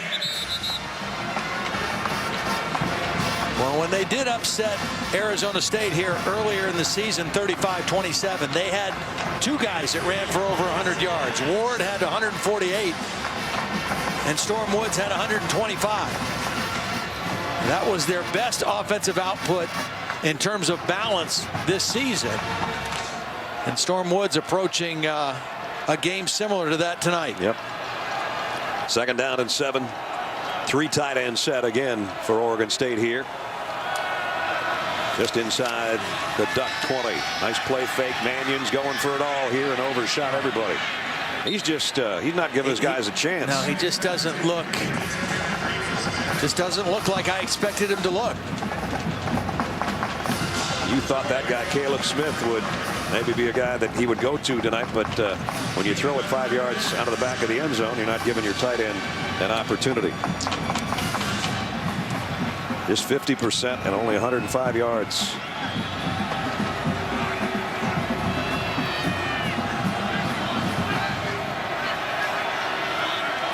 Tied with Andrew Luck in Pac-12 history with 82 career touchdown passes, but none tonight so far.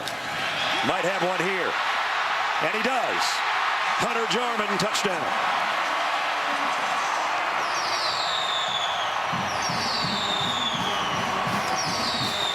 Finally, a touchdown throw of 20 yards. Well, that's called putting the ball on a guy, and that's the best throw that we've seen tonight from Sean Mannion.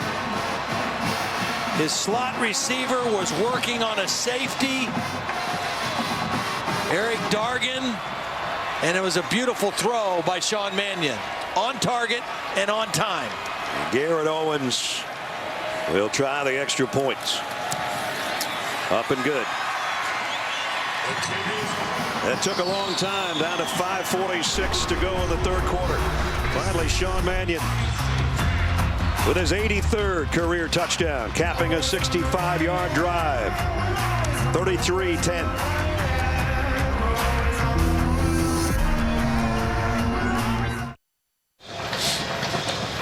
First touchdown of the night for Oregon State. It's cut the lead to 33-10. 65-yard drive in 11 plays, a little over 4 minutes. As Mannion, his first touchdown pass of the night to Hunter Jarman. And now Garrett Owens to kick. Charles Nelson from about the 8-yard line. And gets it out to the 28. For Marcus Mariota, you wonder, how do his skills translate to the NFL? Watch this throw. This was from last year. Left hash, throwing to the right corner pylon of the end zone. That's an NFL throw. Tonight, stepping up in the pocket and driving the ball down the field. That's what NFL guys want to see a quarterback do. And then whether it's a designed run or a scramble, his ability as a runner and his speed at 6'4", 220, I think just gives him a unique skill set to take to the next level, and I think he can do it all, run and throw. And you can see by the numbers, he has done both tonight again. Play action, this time got away somehow. There's a flag down, but he eluded the rush, and incomplete on the throw, intended for Devin Allen. Looks like we're going to have a holding call.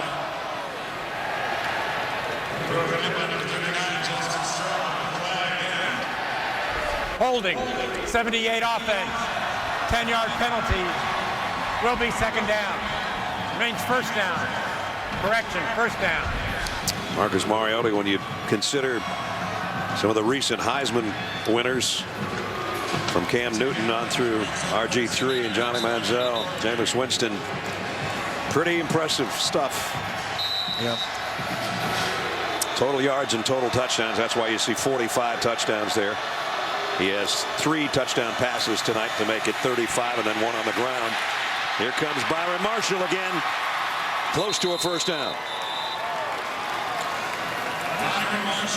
Well, you mentioned Byron Marshall earlier, and the unselfishness of Byron Marshall, 1,000-yard rusher a year ago.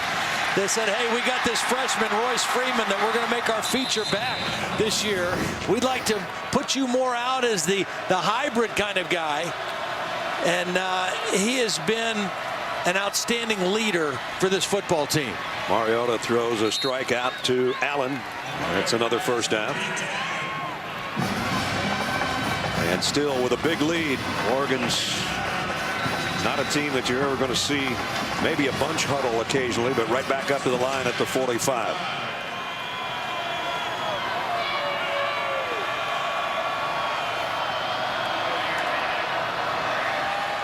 See if they go back to Freeman now. He's to Marcus Mariota's left. They fake it to him. Marcus is going to run, and he's outrunning guys that should have had an angle, but we got a flag down in the backfield again.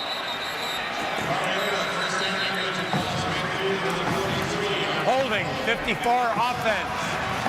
10-yard penalty. Main first down. Hermione Stevens in at center tonight, and he's guilty of the hold. Well, we mentioned the 7th different starting line combination. There's the hold right there. Hermione Stevens, the center, in there in place of the injured Hronis Grasu. And he had Dylan Wynn in a headlock. Tell you what, the guy that's to be commended too. We talk about Mariota, we talk about Scott Frost, the offensive coordinator, Mark Helfrich, but how about the offensive line coach, Steve Greatwood, patching that line together and still being as productive as they've been. Mariota throws again to the middle of the field, and it's Carrington off to the races. Carrington down inside the 10. And again, Mariota put it on the line. Steps up in the pocket. Watch him step up. Feel the rush, step up, and then drive the ball to the middle of the field. Great pocket awareness that time by Mariota. Not panicking, stepping up, buying a little extra time, and then delivering the football on target. So one of our impact players, Carrington, a 58-yard play down inside the 10 and just outside the 6. First and goal. Freeman straight ahead to the 3, maybe the 2. Cabral Johnson made the stop. Joshua James, by the way, who hurt his right ankle. Holly told us during one of the breaks, didn't come out of the locker room in the second half. One of their starting defensive linemen for Oregon State. And then they also lost Jalen Grimble a little while ago. So they're down a couple of prime defenders. Second down and goal. Freeman. And everybody pushing for extra yardage. He's got it around the 1-yard line. With 3 minutes remaining in the third quarter. Auburn leading Alabama the last time we checked. If that should hold up. And Alabama just scored, the truck tells me. I shouldn't have said anything. I was about to say that Oregon would be number 1 on Tuesday if Alabama got beat. But we've got football left to be played in the Iron Bowl, and we've still got 2:36 and another quarter left in the Civil War. Number 98 on defense. Helmet came off. He must leave the game for 1 down. 4th down. They lose Hautau because his helmet came off for a play. Marcus Mariota says, you know, I've done everything else tonight. I'm going to give you a little help here. Yeah.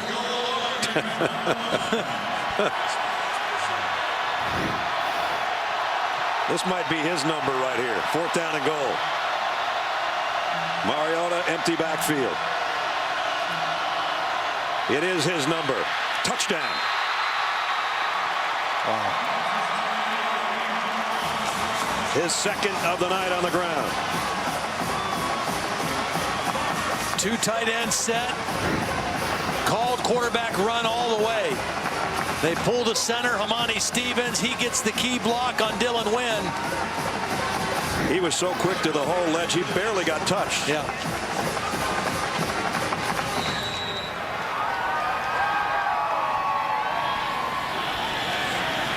Logan in for the point after.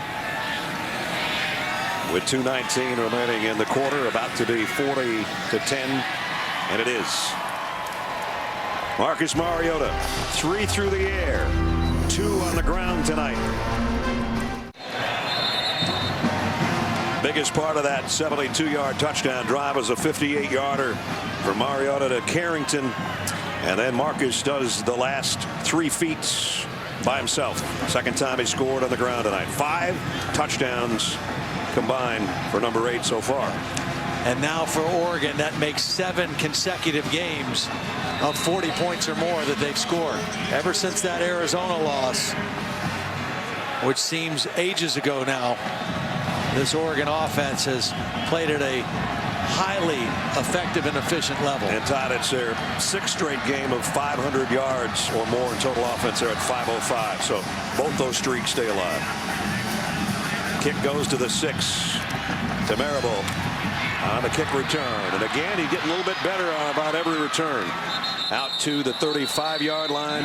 Drop there for us out to Robert Flores. Robert.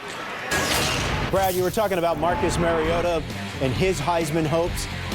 Amari Cooper is bolstering his Heisman candidacy. He torches Auburn's secondary again. Auburn leading, but it's gotten a lot closer. 36-34 late third on ESPN.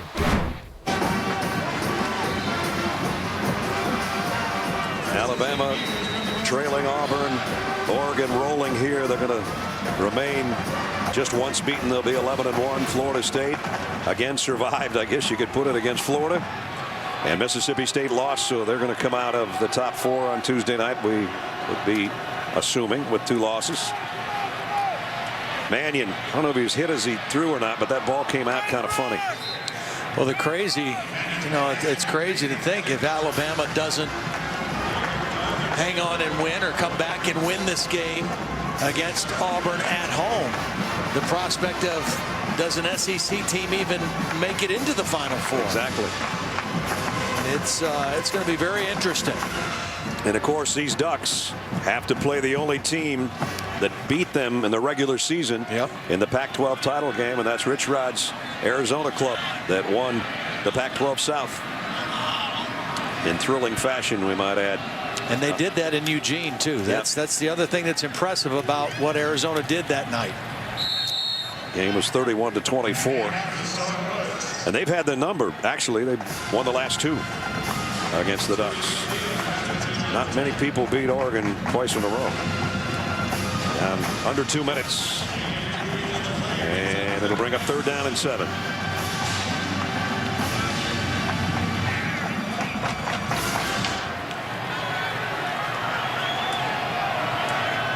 Got to get to the 45-yard line.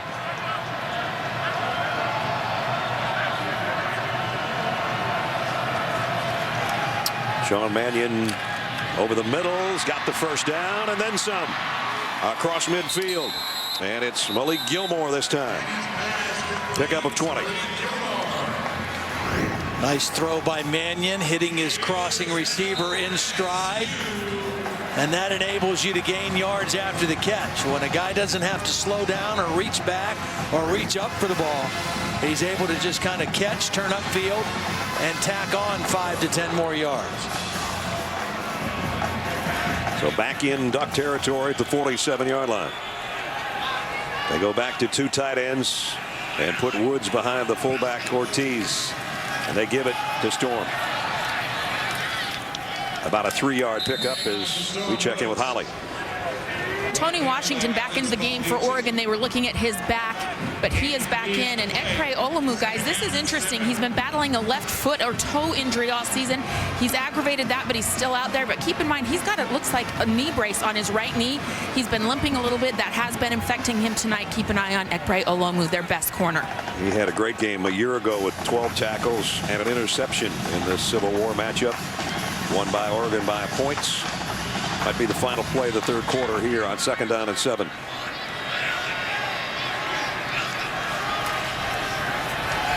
Play action. Mannion far sideline and broken up. Nice play on the ball by Eric Dargan. Victor Bolden, the intended receiver. Number 2 Ducks. Right now 15 minutes away from going to 11-1 on the season.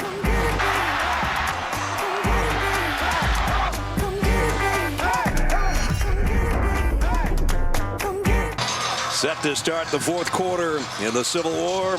All Oregon at the end of 3, 40-10. Brad Nessler, Todd Blackledge, Holly Rowe, and our ESPN on ABC crew in Corvallis on a cool final weekend, Thanksgiving weekend. Hope you had a good Thanksgiving. We had a little gathering with a good portion of the crew on Thursday nights. Trying to wear off our 5.5-hour flights and our 2-hour drives to get to our turkey. Flag down. Late flag away from the action. Sean Mannion scrambling. Might be a defensive holding call.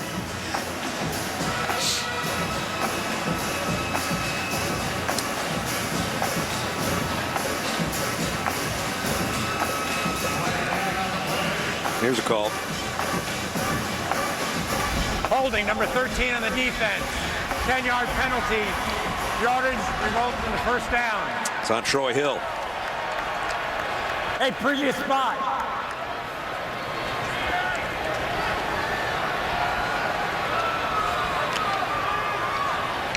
Troy looks like he's wearing a penalty flag around his neck on the uniform.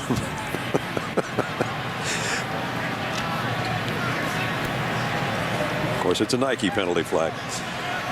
First down at the 34.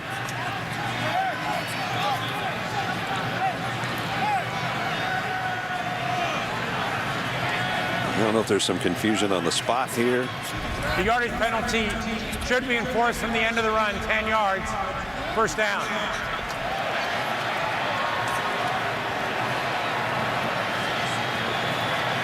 And now they walk it off. Now we got it straight.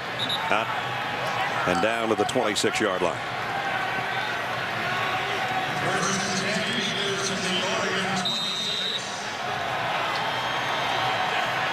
Three tight end set again for the Beavers. They've used that a lot tonight. Haven't really gotten the ball to the tight ends much. Here's a bootleg off play action. Sean Mannion going back to the sideline. Got it to his most productive player, Storm Woods. And Storm's got it inside the 5, 1st and goal. Well, this is good protection for Sean Mannion. A long developing play. He's looking backside, and Storm Wood after the fake, able to slip out and down the sideline. And Mannion able to find him over there. 23-yard pickup, and it's 1st and goal for the Beavers at the 3.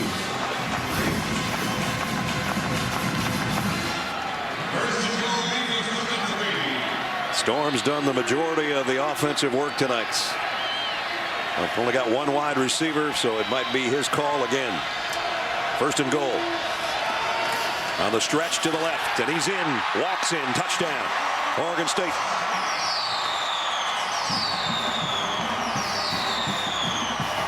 Well, they outflanked him. They had both tight ends over there. Oregon not enough defenders at the point of attack. Watch the blocking by both tight ends on the backside. Jacob Ward, number 80, with the key block. Caleb Smith also blocking over there. Good execution by the Beavers.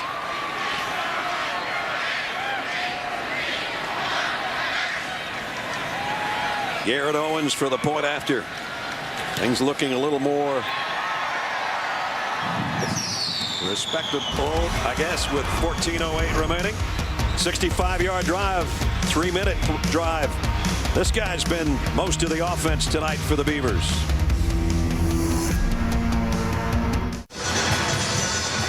Coming up on ESPN's Monday Night Football, Ryan Tannehill and the Dolphins heading to the Meadowlands, take on the Jets. Geno Smith's back at starting quarterback for Michael Vick.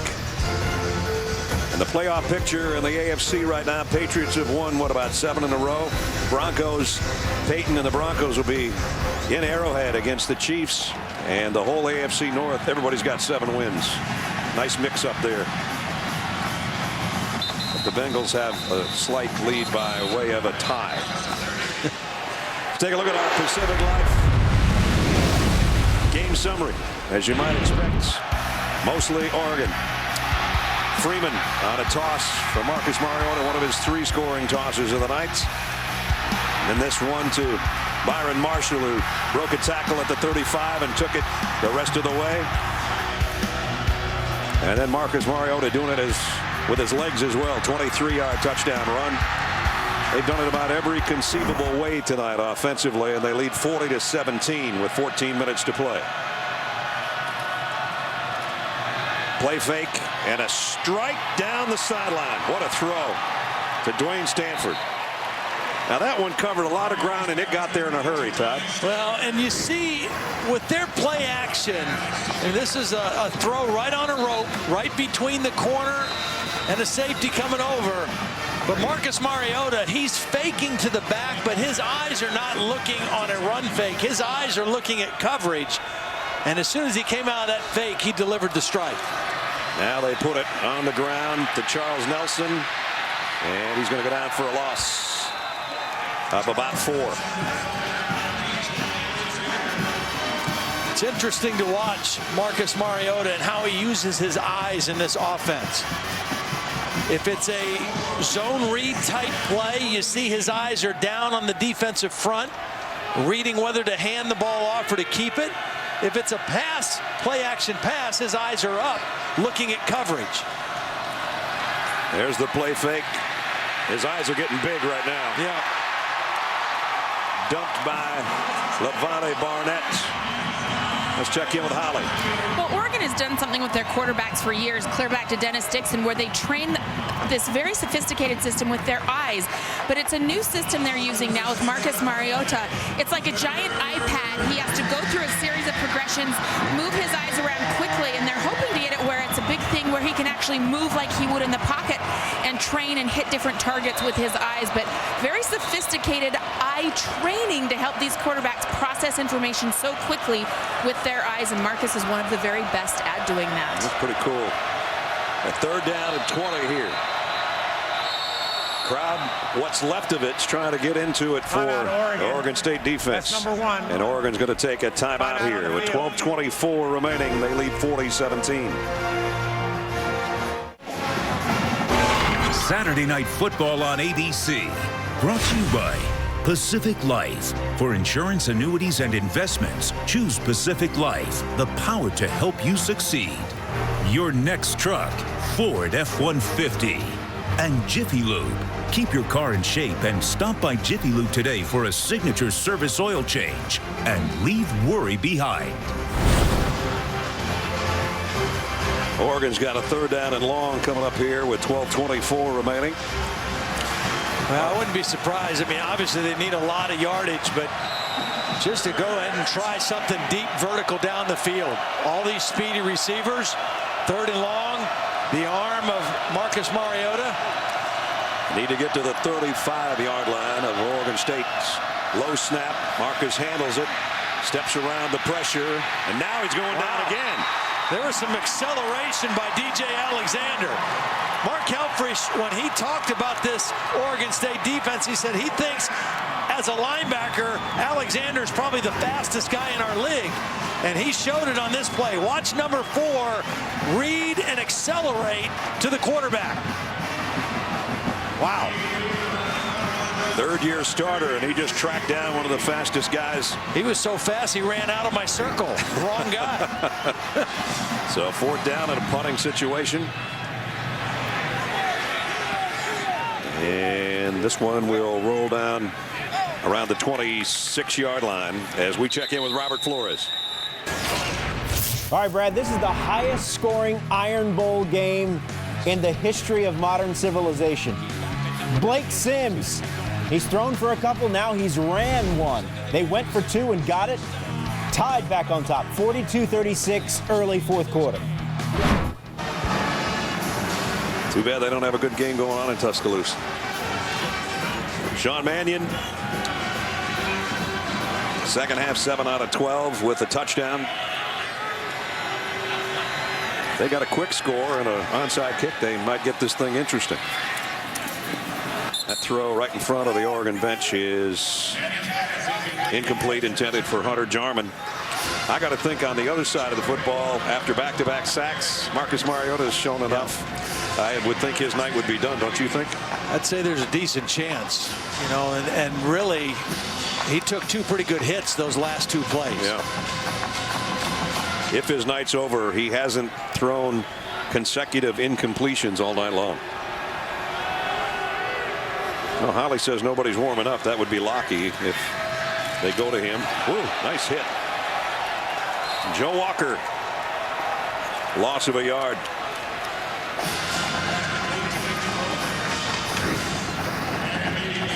Quick read on the wide receiver screen. And Victor Bolden gets blown up by Joe Walker. Joe Walker is just a steady guy. You know, he's in the right place at the right time, reads things well, good tackler in space. So 3rd down and 11 with just under 11 to go in the 4th quarter. Mannion steps up, wants to throw, sidearms it out there, and it was almost picked off. Intended for Hunter Jarman. And they have no choice but to give the ball back to the Oregon offense. Well, I'm looking down here in the sideline, and I saw Marcus Mariota go to get his helmet, so I think he is going to come back in. All right. I'm not sure I'd risk that with a 23-point lead, but that's just me.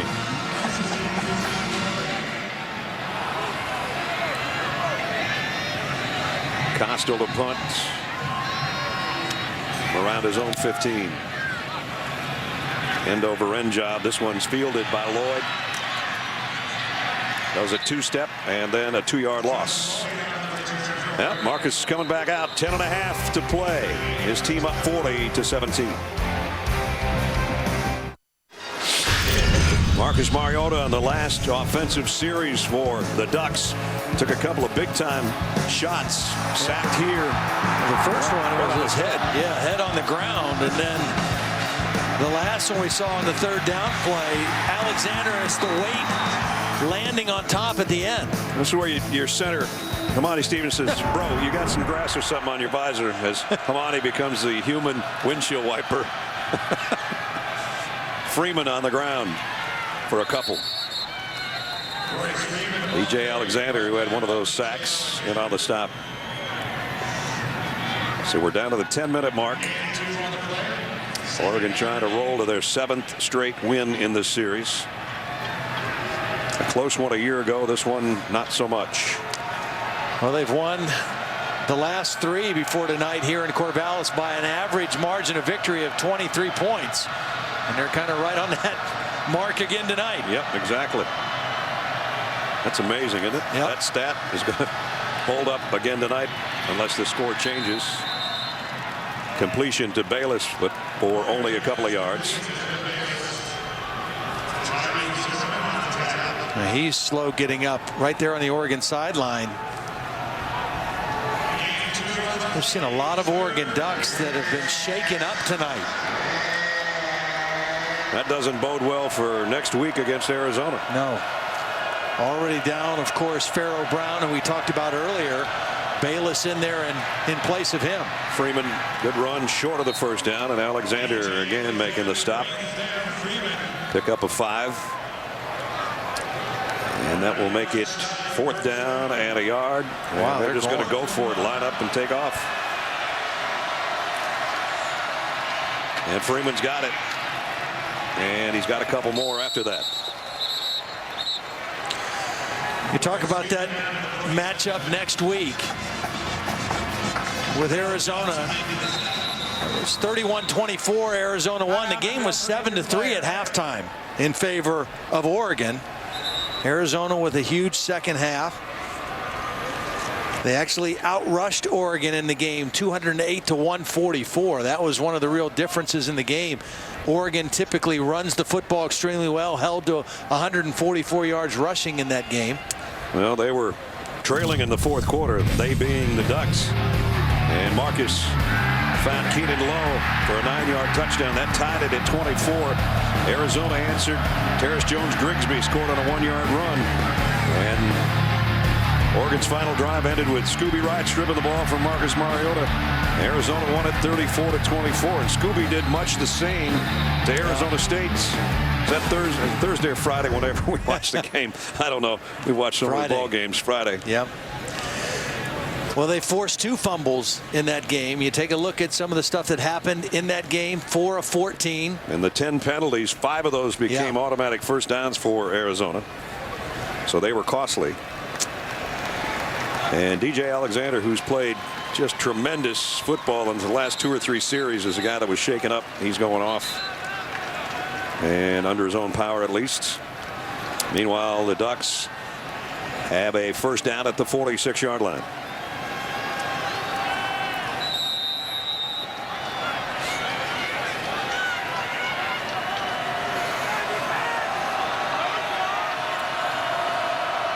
Marshall in motion to the slot.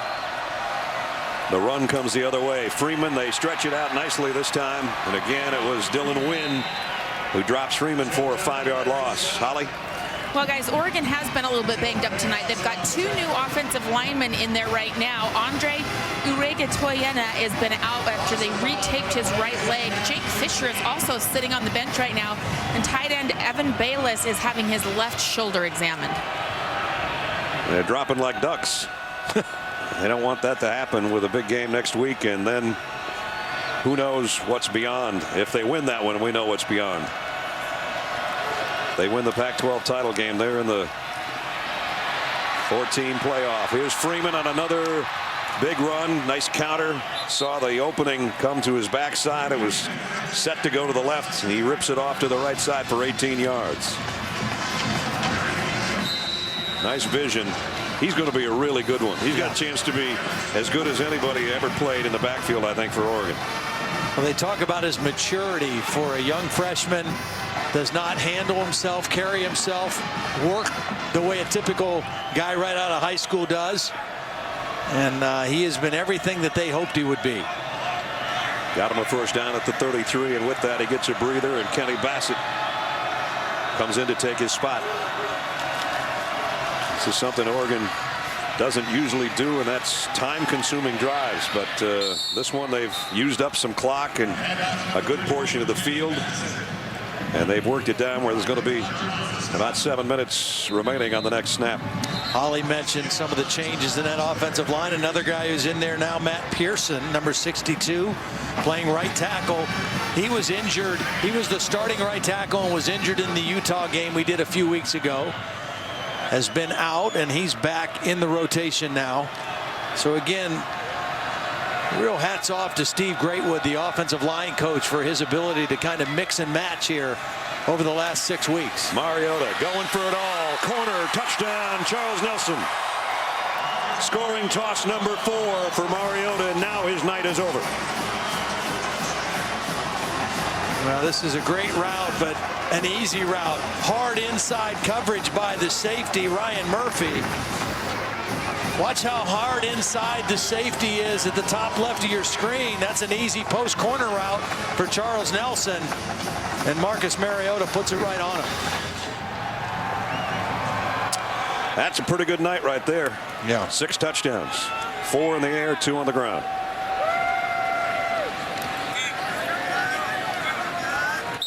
They're a man shy on the front wall for the extra point. They've got him out there now. And Matt Wogan to try to make it 47-17. Just don't know that there's a more efficient offense in college football right now. Not only are they productive and explosive, they don't turn it over. Then they got this guy running the show. 59-yard drive, 8 plays. Scoring toss number 4 for Marcus Mariota to Charles Nelson, 47-17.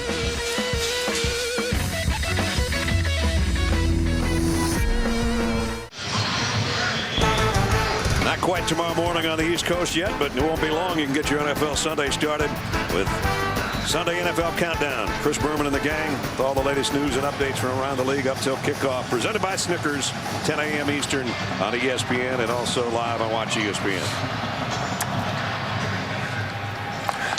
Short kick taken at the 11-yard line. And this time we're not going to get to the 25. Did we tell you we had a guy here that was pretty good playing quarterback for Oregon tonight? Marcus Mariota. This was Charles Nelson's first of 2 touchdown catches tonight. That was in the first quarter. And then a shot down the middle. Byron Marshall breaks a tackle at the 35 and takes it in. Marcus showing he can do it with his legs. 1 of 2 scoring runs, 23 and 1 yard. And then this one almost too easy. Back to Nelson. And that will do his night in. Jeff Locke is warming up on the sideline, but 4 touchdown passes for Marcus Mariota and 2 scoring runs tonight. Meanwhile, Sean Mannion, his counterparts, had a tough night. You talk about Heisman hopefuls. Amari Cooper on ESPN's got more yardage, I think, receiving, somebody said, than any other Iron Bowl ever, including 3 touchdown catches. Melvin Gordon helped Wisconsin beat Minnesota today. This guy, who is considered the front runner, certainly didn't hurt his chances with the Heisman Trophy, the voting at least, coming up. Well, we have to have it in by a week from Monday, right? Yeah. Luke Del Rio is in at quarterback for the Beavers here in the final 6.5 minutes.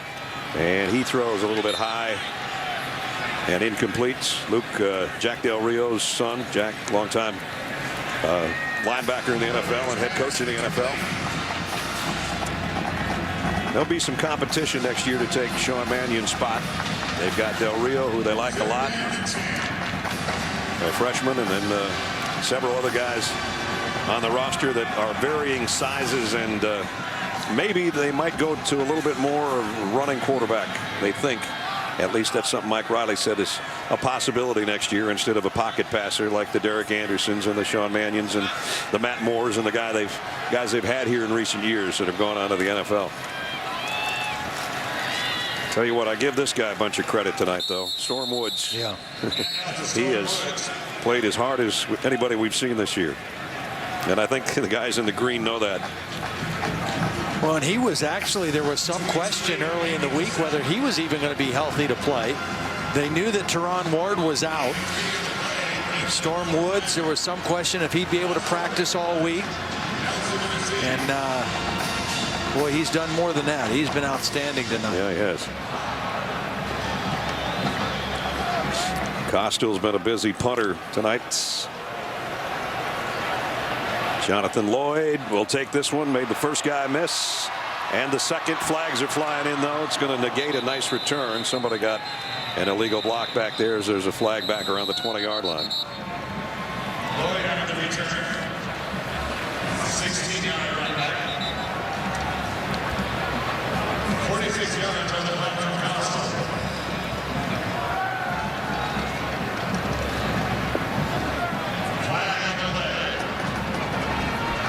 During the return, illegal block in the back, number 3 on the return team. 10-yard penalty, first down.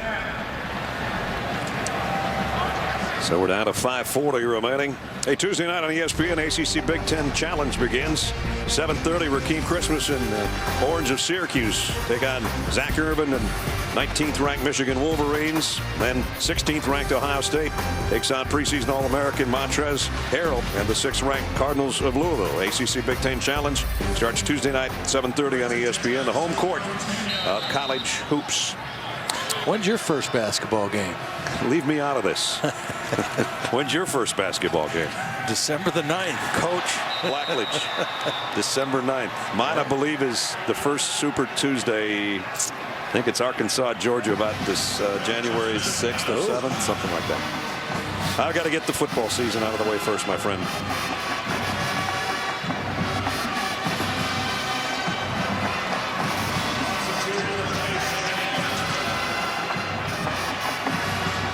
So Jeff Locke in for Marcus Mariota, sophomore.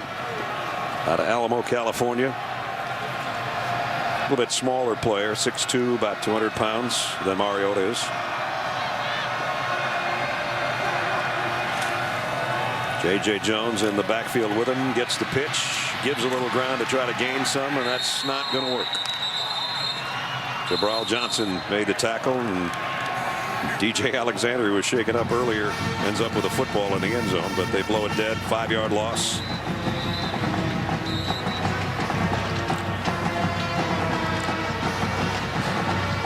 DJ Alexander, one of the 20 seniors playing their final game here on their home field of Reser Stadium. Some of those guys are going to go on and get a chance to keep playing football. They're not going to have a bowl game because they'll fall to 5-7. This was their opportunity to not only upset Oregon, but be bowl eligible. Oops. Yeah, there goes a couple of points. Got a safety. That'll make it 47-19 with a free kick coming up. Well, new center, new quarterback. Bad exchange. Brigham Store, I think, was the guy that had the bad snap. Everybody got a hand on that. Nobody could grasp it. Yeah. So we got a free kick coming from the 20 here shortly. You know, I sort of mentioned in passing they had hoped to become bowl eligible. I think a lot of people watch these games where a team has a 500 or maybe under 500 record and has a chance to get a 6th win, and you go, you know, who cares? It's not going to be the greatest bowl in the world. Coaches care a lot. Absolutely. Because you got a whole month to work with kids and some of the redshirt guys, and a whole other month of practice. It's, you know, and you also get to go to the bowl game, which is kind of a fun thing at the end. Well, coaches will tell you it's like getting an extra spring practice. Yeah. You get that many days. And, you know, you look at this Oregon State defense with 9 seniors starting, you know, they're going to have to replace all those guys. Exactly. So with a bowl practice and preparation, you get to work a lot of young players that you ordinarily have. Now they'll have to wait until spring practice to check out a lot of replacement type guys. Yep. So, yeah, it's a big deal for coaches, that's for sure. So let's see who's going to be the free kick. It will be Wogan, the place kicker. You got the option to kick this or punt it.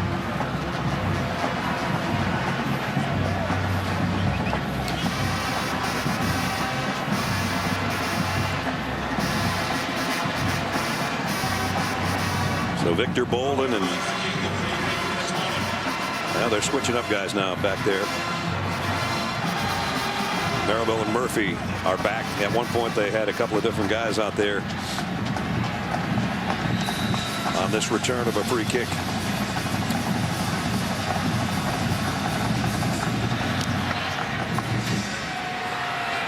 So be fielded around the 26. Maribel quickly got it out across the 40 out to the 44-yard line. Sean Mannion, great career. Just too bad it has to come to an end on senior night. You know, meets his head coach, and boy, he says, Mike was telling us, and so did John Garrett, the offensive coordinator, couldn't have a better guy, a better leader, more of a guy that everybody on the team loves. And they said, you know, there's guys on the scout team. We'd say, you happen to know who that guy is? And he goes, oh, yeah, he's from such and such and loves to fish. He said, it's amazing. And John Garrett said his memory is close to photographic, and really involved with his teammates. We mentioned first time they've ever had a captain 3 years in a row, 3-time captain. So rough way for him to play his final game here. But look at, he's still patting guys on the helmet, hugging guys, and he'll be a good one at the next level. Yeah.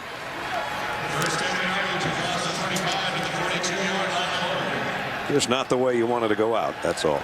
I think he learned more about the position too, kind of with a different voice, a different set of eyes, with John Garrett coming in after 19 years in the NFL. His former offensive coordinator, Danny Langsdorf, who was here for a long time, left to go to the New York Giants this year. He's had a couple really good coaches in his career. There's a nice throw down the middle. Jacob Wark, the tight end, and Luke Del Rio with a good toss there. Pick up a 25. Good protection. Del Rio stands right in there. We talked about the tight ends and the seam routes. It took the whole game. They finally hit one. Yeah. That was part of their game plan coming in.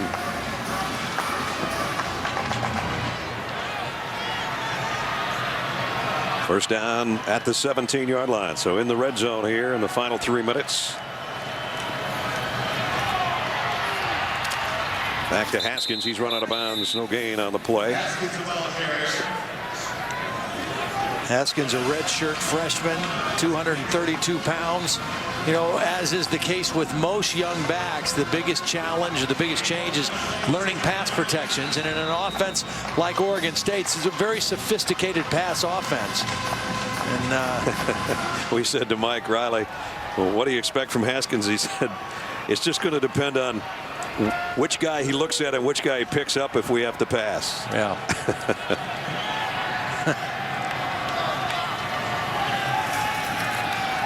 Didn't have to pick up anybody there, but the pass is incomplete.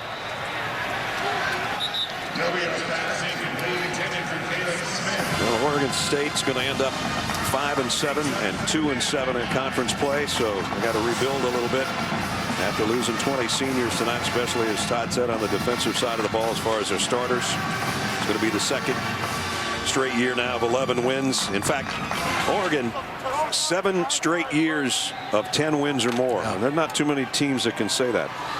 Tell you what, I mean, you really have to admire Mark Helfrich too. I mean, taking over for Chip Kelly, really no drop off at all. I mean, just in terms of offensive productivity, wins, everything. And did he get there? I think he stepped out. Yep. Stepped out on about the 3.5-yard line. That was Tyler Anderson. Basically a fullback with a tailback type run here. Well, that was his first carry also. Had 5 receptions coming in, but he gets a little sugar there and he almost got a touchdown. Oh, but it's coming back anyway. I didn't see the flag.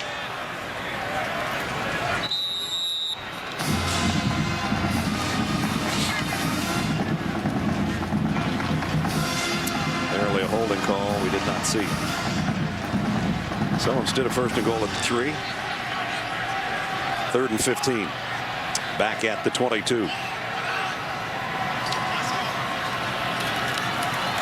Swing it out there to him. Nice move. Another flag down where it would have been 1st and goal. Again.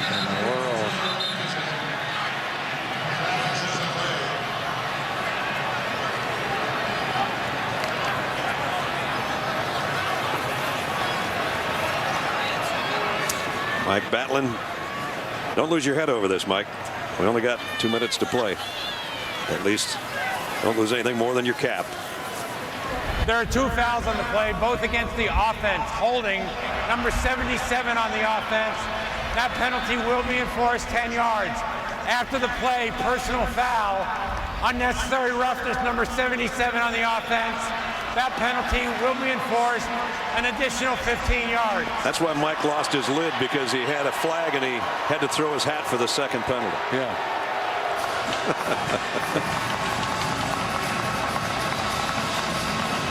So that's a double whammy on Harlow. It was going to be 1st and goal at the 3 about a minute ago, and that's back at the 47.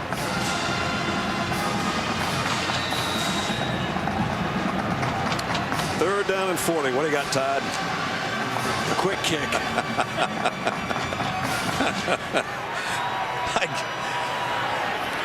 I'd get it to Tyler Anderson again. See if he can go 47 yards and throw another flag. They're going to take a timeout. Timeout, Oregon With State. 1:28 remaining. This will be a 30-second charge timeout. 1:28 remaining before Oregon wins its 11th game of the year. And next up for them, Arizona and the Pac-12 championship game in Santa Clara. That'll be interesting. A team that's beat them during the regular season. You know, and a little bit of a slight advantage for Arizona since they played on Friday. Just an extra day of rest. That's true. Before they play. Del Rio, screen pass. Good, they did get to Tyler Anderson again. Please, no flag. Tyler goes inside the 35. No flag, no hat. We play on. And it's 4th down and 100. 4th and 28. This is going to be a Hail Mary down around the 5-yard line. Unless they swing it out to Tyler Anderson.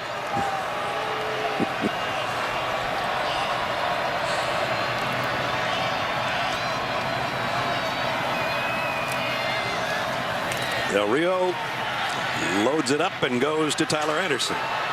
Oh, he took a big hit and the ball is out. It's scooped up, fumbled again by Oregon, and ends up with who? I think they wanted to say Oregon ball, but they're unpiling bodies to make sure.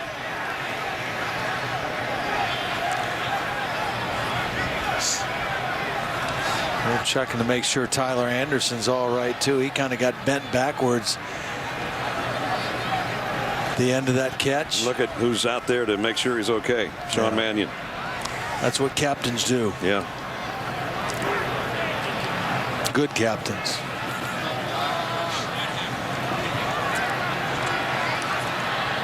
Did we get an indication on whose ball it is?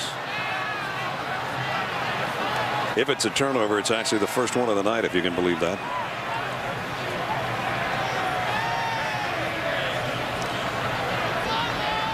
I don't think it was ever possessed by anybody other than Tyler Anderson before the hit was put on him. During the play, there were 2 fumbles. The first fumble was recovered by the defense. That fumble, the ensuing fumble, was recovered by the offense, which creates a new series for the offense. 1st and 10. Well, I didn't think it had been possessed, but I was wrong. Oregon actually had it, lost it. Oregon State gets it back. 1st down. If you tried to recreate this when they were at the 3-yard line with what looked like it was going to be a 1st and goal, to come back to the 47 to end up with a 1st down at the 31, you do the math, brother. Be sure to stay tuned. I'm going to let Robert Flores wrap this baby up on the Ford Wrap-Up Show when we're done.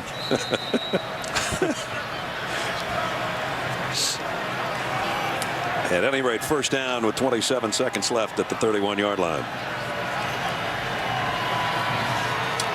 Del Rio throws it, completes to Haskins down inside the 20.